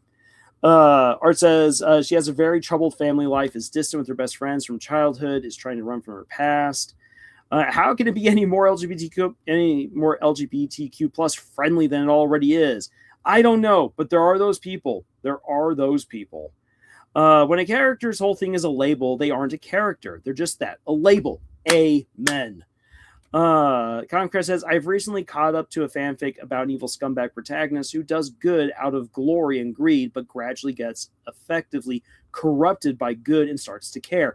And I like a story like that, because if you genuinely do good stuff, it has an effect on you. Doing good has an effect, even if your original motivation wasn't healthy. The thing that makes an evil person remain evil, even though they do good, is when they're doing the good in order to facilitate their evil behind the scenes. An evil person who's just like, man, yes, I want glory, I want honor, I want people's attention, I'm going to do this, I'm going to go feed homeless people. Yes. If said evil person is something like, Holy cow. These homeless people have it rough. I have it so good. Here, dude, here's $20. I don't care what you spend it on. Just try to do something nice for yourself. I'm going to go make more breakfast burritos for everyone. Breakfast burritos for everyone! Like, it's a small change. It might be really small in comparison to all the bad things they've done. But because they've had a realization, they start becoming good. Like, I like that. You can write that, and it's real. There are a lot of selfish people out there who have changed for the better because they got to have an experience where they served others. It's real. And it's great when you can see that reflected in fiction. Omega says, I honestly don't want the main cast of my series to be just dudes. Yeah, exactly. Exactly. Like, there have been times where I thought, like, I'll be honest, there are times where I've thought, maybe I've been writing too many female characters. And the reason why I say is because we do need dudes. Dudes need to be in fiction. Like, you can't just simply say, well, you've had your time. It's now time for everyone else. Like, dudes still need to be there in the picture. There is definitely a place for them. And so sometimes I'm like, you know what? Like, as much as it's fun writing these female characters, I also need to make sure that I'm doing a good job with my male characters, giving them appreciation and time on the screen and on the page, and just doing right by them. And again, a story is all about the characters.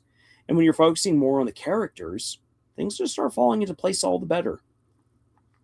Comcraft says, I have a few conflicting feelings about AI because it unironically helped with my father's help.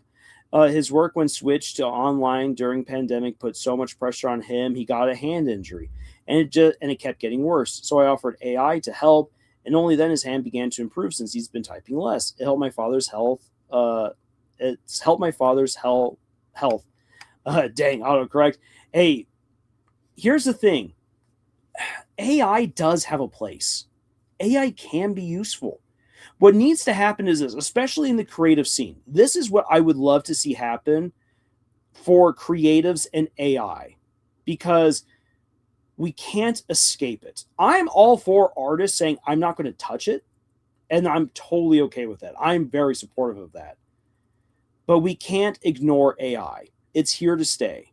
So I think that artists and writers need to start figuring out what are good and proper ways that we can use AI. Like, what are ways you can say, this is ethical?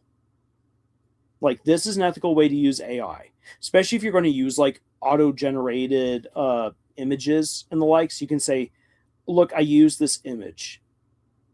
And you can then even say, like, acknowledge that you did it.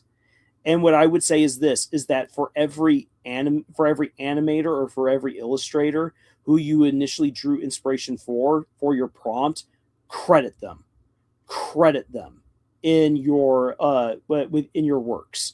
Say, look, I know I used AI. These were my inspirations. These illustrators are amazing. Check out their work. They deserve it. And what I would say is this, is that really focus even more on using real skill to enhance whatever AI churns out if you go that route. Like, rather than use it as a crutch, use it as a facilitator, use it as an enhancer. And like, those are very generalistic terms that don't really mean much to us right now, because we haven't yet defined what that really means in a world with AI. So I think that more creators need to consider that and start figuring out really how AI can be used responsibly. Hold on a sec here. Cat shenaniganery again. Yes, kitties. Daisy. Wish I could just share with you guys my soft kitty, Daisy. Just be like, oh, everyone, here, pet the kitty. Feel the kitty love. Alas, we have not yet figured out how to teleport kittens through computer screens. Lars says, we have a lot of professional panhandlers that stand out in front of the McDonald's. You can tell them by their backpacks, earbuds, and McDonald's coffee. Oy. Oh, boy. Yeah, that's rough. That's not good. Professional panhandling. No, thank you. Art says the great thing about AI is Skywalker stories bringing back Christopher Lee's Count Dooku so convincingly. And there's some uses of AI that are genuinely good. I recently watched a hilarious mockumentary ad making fun of the current champions of AI, uh, and it was absolutely hilarious. And it was all done with AI. Like it had all of the bad AI stuff going on in it, but it was so funny and it was so on the nose, and I just loved it. Guy says, my characters are blank slate archetypes before I give them details. After I set up their roles, I give them names and genders. I made my villainous protagonist a woman because it felt right. Ha! Some of the best villains are women. Ursula and Cruella de Vil come to mind. Oh yeah, and for the book series Mistborn, Vin, who's the main character, was originally not a girl. But Brandon Sanderson was like, you know what? I feel like I need he's like, I feel like I need to make Vin a, a girl to kind of balance out the interactions with Kelsier, and it worked. Like it's so hard to think of what the story would be like if the main character was a dude. Are you about to sing Daisy Bell? Hold on a second here. If I want to do that, I gotta clean out the gunk. Take a swig of water.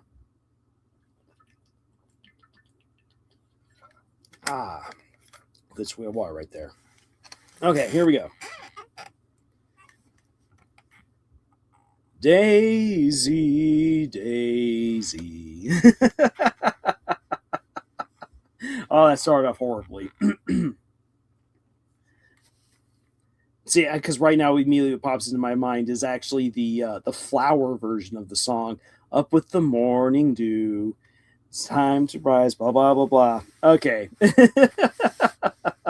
One thing I thought was a good use of AI was that one space game for the new DLC with an AI faction. They hired an actress to feed her voice to an AI to make the voice lines. You gotta be as exaggerated as Jax was. Ha. Well, you then gotta be able to see me be as exaggerated as Jax was.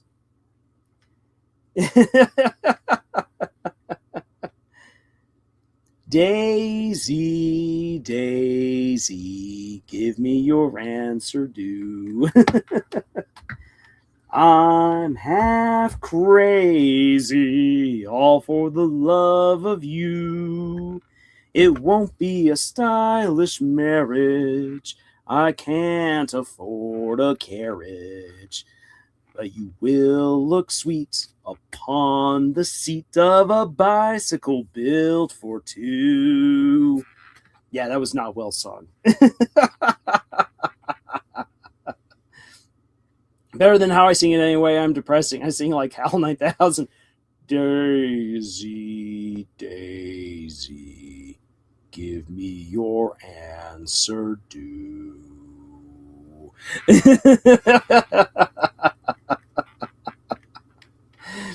Oh boy! So now with that said, we just gotta quickly hop on over to Daisy Bell.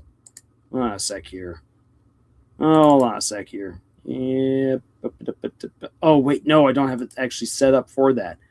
Hold on a moment. Hold on. We'll get this. We'll get this all sorted out here. I'm just gotta quickly grab up. Right. And get that thing there. Just gotta tie it over there. And come on, Dennis, you got this. For those of you who can guess what movie that is, I will be most happy and impressed. Now, Dennis, gonna take that thing there, and tie it off there, and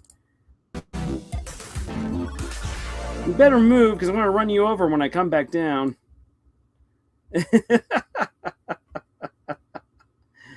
All right.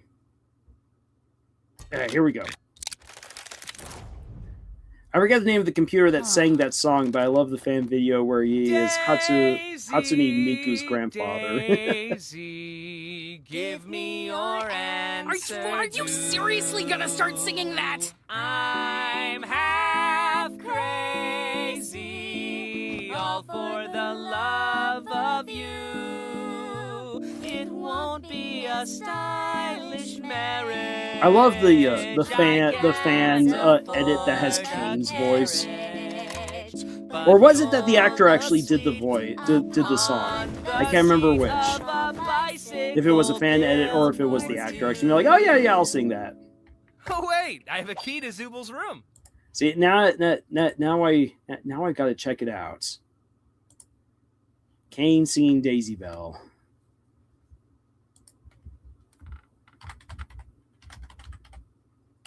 Doop. No, it actually, yeah, I think it was I think it is Kane's voice actor. Actually, was the one who did that. Hold on a sec here. Time again to share. We're gonna share the screen. We're gonna get the audio. We're gonna do the eternal swirl for a moment. Daisy, Daisy, Daisy, give me your answer due. I'm half crazy, all for the love of you. It won't be a stylish marriage. I can't afford a carriage. But you'd look sweet upon the seat of a bicycle built for two. Daisy, Daisy, honestly, I feel like we were robbed by not having this in the episode. Answer due. I'm half crazy, all for the love of you. It won't be a stylish marriage.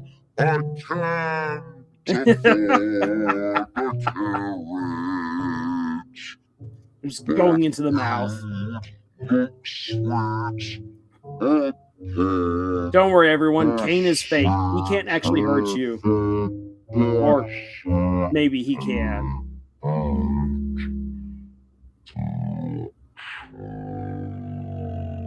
Oh, man. Such fantastic nightmare fuel.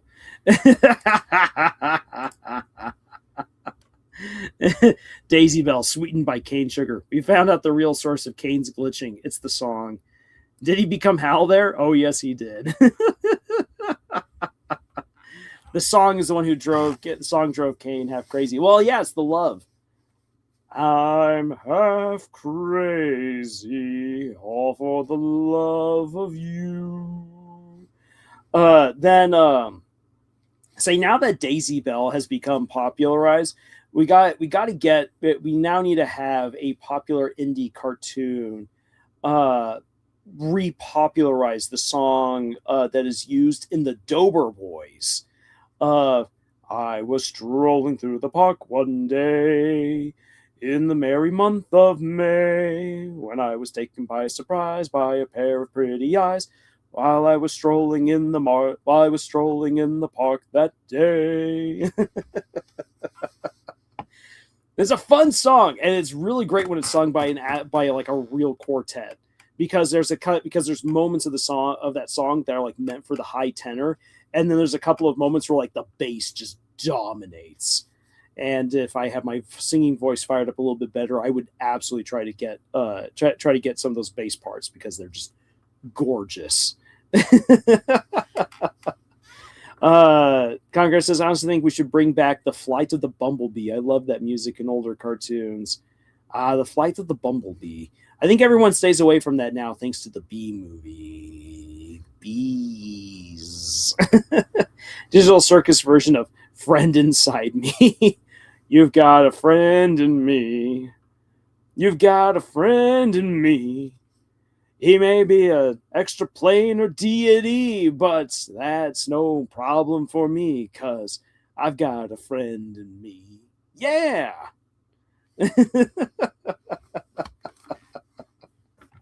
Alrighty.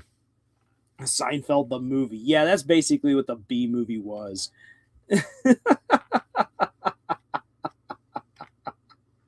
All right. So, so that's basically all the big stuff I had planned. I planned for tonight. However, it is the last Friday of the month, which means Q&A time for Whitefire. So I'll leave it open to you guys. Do you want to start diving into grilling me on aspects for my story Whitefire? See what the world building is and all that, or the characters, the plot, and so forth.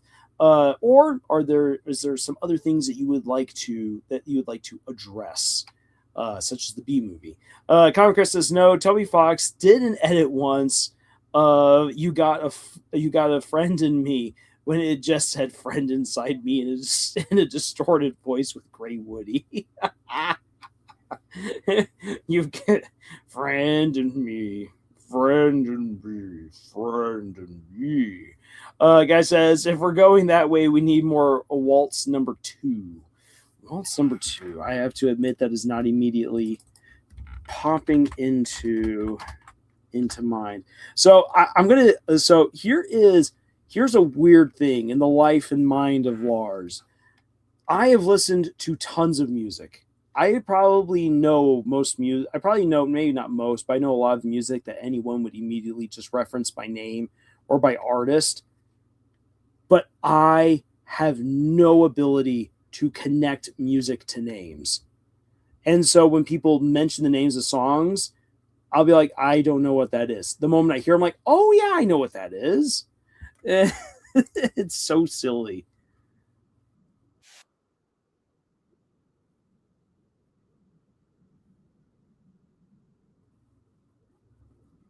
Wait.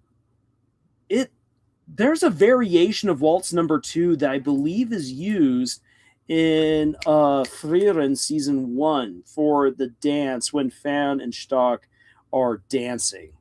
I believe that's one of the that's one of the pieces. It's not waltz number 2, but it's kind of like a variation of it. It's a really neat song. That it was why the Deltarune fandom was obsessed with Woody Theory. In fact, Toby Fox played into it by making a public playlist of fan songs that had "Friend Inside Me" in there, only for "Friend Inside Me" to be removed an hour later. Oh boy, that's crazy. That's crazy, and I love it. Toby Fox truly is a troll, and we love him for it.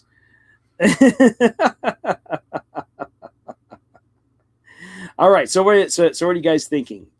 Any other topic that you would like to have further discussed and talking about, or are we ready for the Q&A session? You guys get a chance to grill me on Whitefire. Or says, did anyone see that Toby Fox was made a Pokemon starter? Saith, what? I've been I need to check this out. Toby Fox has been trolling since Undertale. He's a vet. He absolutely is. Conquer says, I've been workshopping a fanfic. Ooh, nice. Oh, the fire dog? The fire dog. Okay. Wow. Toby Fox, he's become such a cultural icon. He's now a Pokemon. That is awesome. Oh, Toby Fox, thou legend. Conquer says, I wanted to make a fanfic that was a crossover between Lancer, the mech, TTRPG, and Transformers. Since I've not done the tabletop RPG, can't really say. But Transformers, I mean, the sky's the limit. Roll out with whatever you got planned. That and the grass starter is an Angry Bird. Oh, Pokemon. Oh, keeping Angry Birds somehow relevant. It's so dumb that they're coming up with another Angry Birds movie. It's dead. It's done. Its time is long since past. We don't need to go back. Concar says, like a first contact story where the Cybertonians see the mechs and think the humans are mechs cattle or something. Oh, Oh, interesting. Okay. Toby will voice a character in Toy Story 5 as Gaster. That means that he'll just type everything, or we'll get to see a toy talk only in hands. Great to have you comment there, Tyler.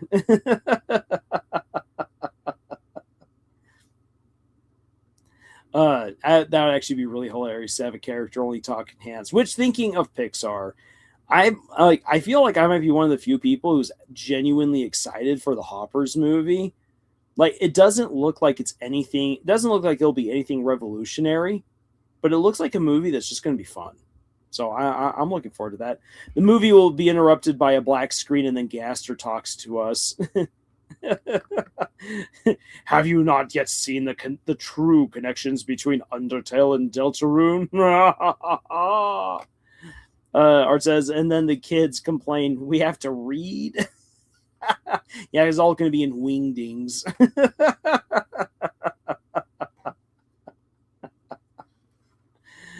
Oh boy, yeah. No, we need more reading. I actually just saw an article today about how a school district in Georgia is bringing back cursive writing to the curriculum, and I'm all for that. Cursive is basically relearning how to write, which means that you're actually making more connections in your brain. And cursive is a helpful way to write, which can for some people be a whole lot quicker and less cramping to their muscles than if they were to write in print. It's real. Lance can be quite crazy with mechs. Many mechs are borderline alive. At least one was invented by time traveling itself into existence. That's pretty crazy. I paid $23.50 to see subtitles on an IMAX screen. Yes, you did. It's why I don't like going to IMAX for foreign films, unless it's Godzilla. Godzilla -1, absolutely worth it. Funny thing, I was in Japan when Godzilla -1 was like first announced, so I was actually on a little rinky-dink train, going from one city to the next with the rest of Camille's harem when the trailer dropped, and I was watching. I was just like, Godzilla is going to come and attack this train now, isn't he? Mike says, so I want to eventually do a group about a group of characters, mostly antagonists, maybe a rival of the week, and how the main characters interact with them. Okay, so doing a story where is the main character one of the antagonists, or is the main character? Well, here's the thing. Saying antagonist is actually maybe not the right way to go about it, because if these villains, more properly put, are the main characters, they become the protagonists. Antagonist does not immediately equate villain. Antagonist is the rival, the counter, the enemy, the foil to the protagonist. And the protagonist can be an awful person. So that's something to think right there. So you're looking into doing a story that has basically then a bunch of villains. Is like the main character hanging out with the villains, or is it just all totally the villains with your rival and enemy of the week interaction? Then we get to see it play out, kind of like the villains bar from How It Should Have Ended. Concraft says, like Lancer has it said in the core rulebook, that technically every game of Lancer was semi-canon due to the 5 voices semi-computers constantly making various simulations of the galaxy. That's pretty cool. My idea for the fanfic was the humans from Lancer stumble onto a planet that the Deceptions had interest in and come to blows. Autobot team comes in and the humans think they were reinforcements and attack. Okay, I mean, you've got it all right there, Commoncroft. I say roll with it. It's just now a matter of with that particular premise, it's then all about finding the right characters to carry that story, to provide the main point of view or the multiple point of views if you go that route. Art says, "We must have. It must have been awesome watching a trailer for the new Godzilla movie in Japan. It was. It was surreal in a cool way. Antagonist is an imposing purpose, which may or may not be evil. Yeah, exactly. For like for instance, if you watch Villainous, all the main characters are bad guys. They are. They say that time and time again. The heroes are their enemies. So the heroes become the antagonists in that story because you're following the adventures of Black Hat, Dr. Flug, Dementia, and 505. Man, it's such a shame that we don't have more Villainous. Such a good series. But I'm looking forward to actually, you know what? Let's I'm going to really quickly here see if we have any updates on the Den of Thieves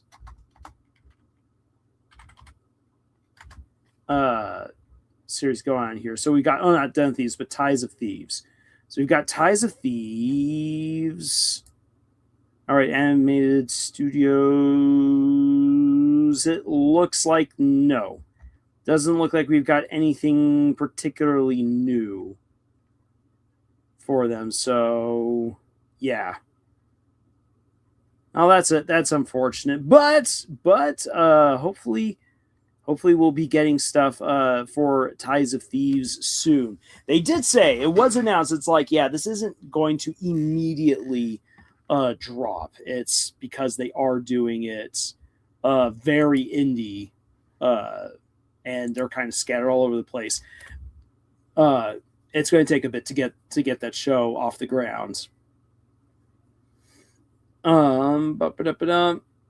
I think since Lancer has no canon major characters that aren't faction leaders or part of pre-written adventures, I could make the human side have human characters from the Transformers show. Okay, that's a choice. But again, you know this stuff better than I do. So what I just say is really think about who you want the characters to be to really drive the story forward.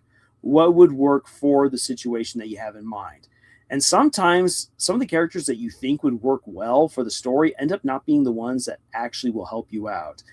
I've learned that the hard way with something like Bleed, Steam, and Steel.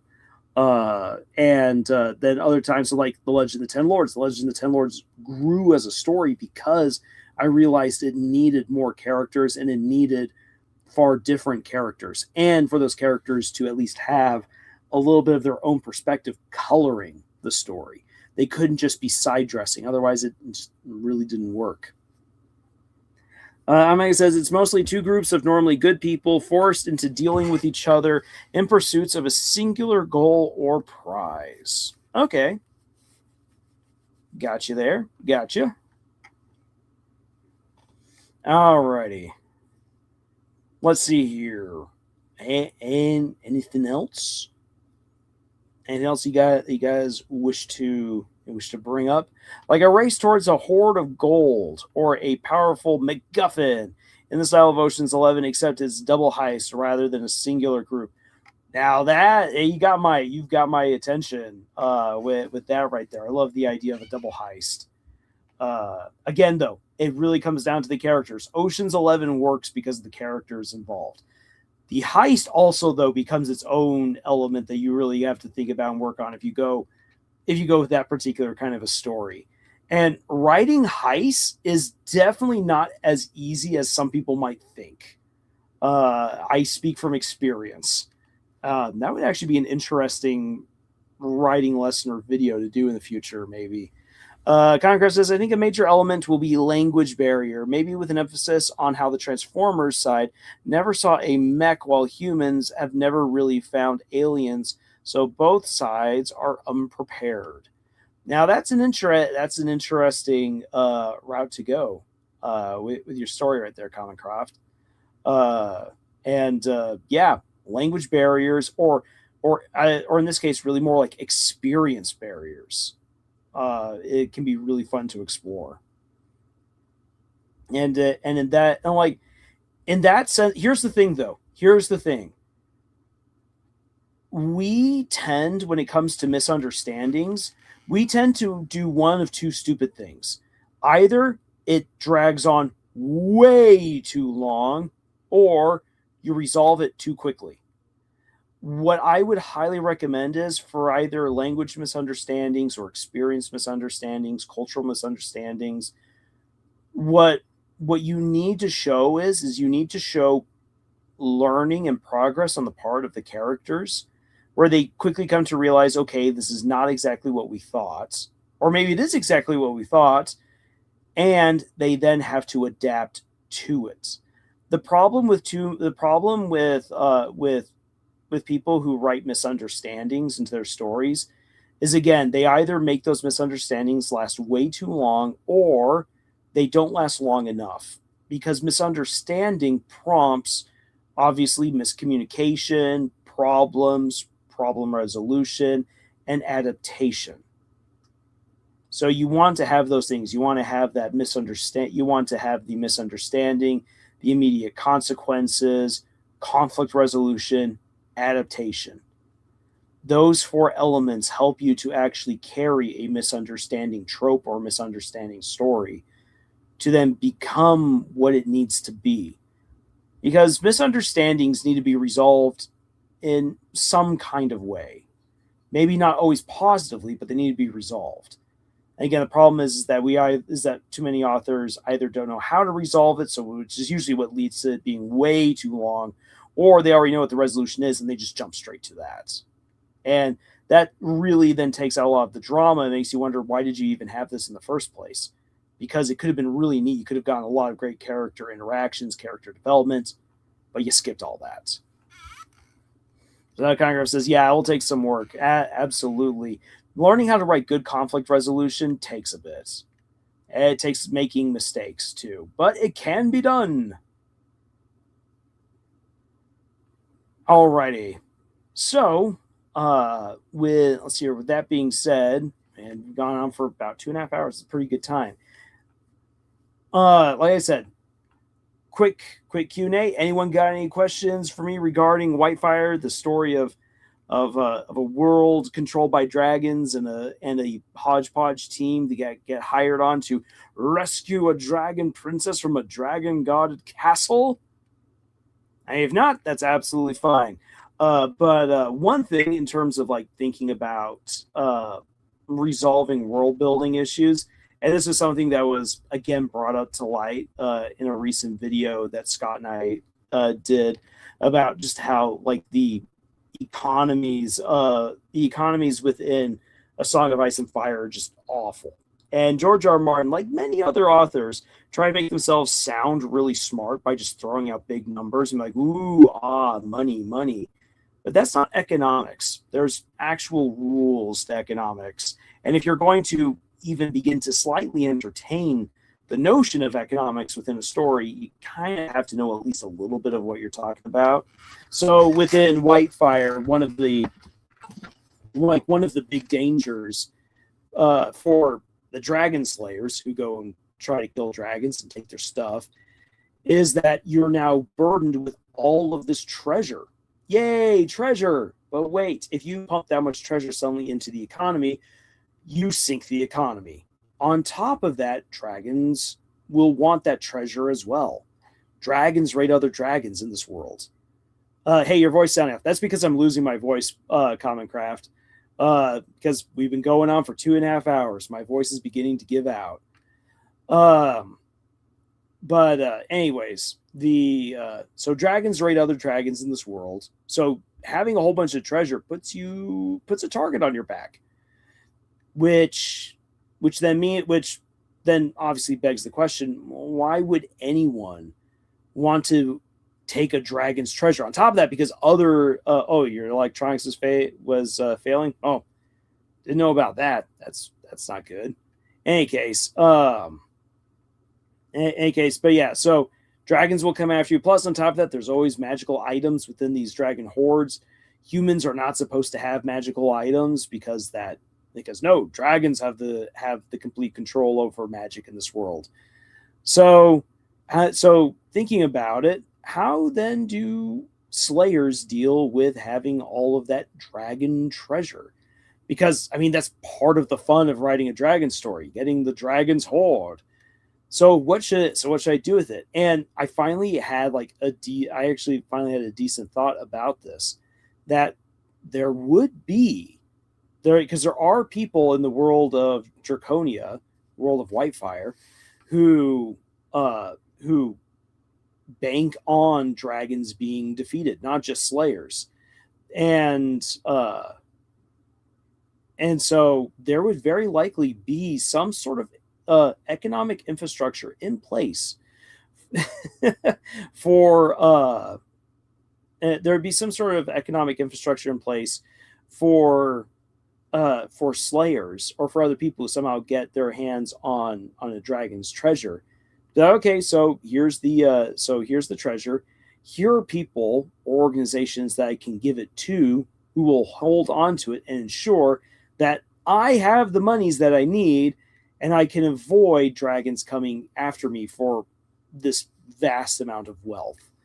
And so I need to then come up with good organizations amongst the dragonists, for instance, the people who act as liaisons between humans and dragons.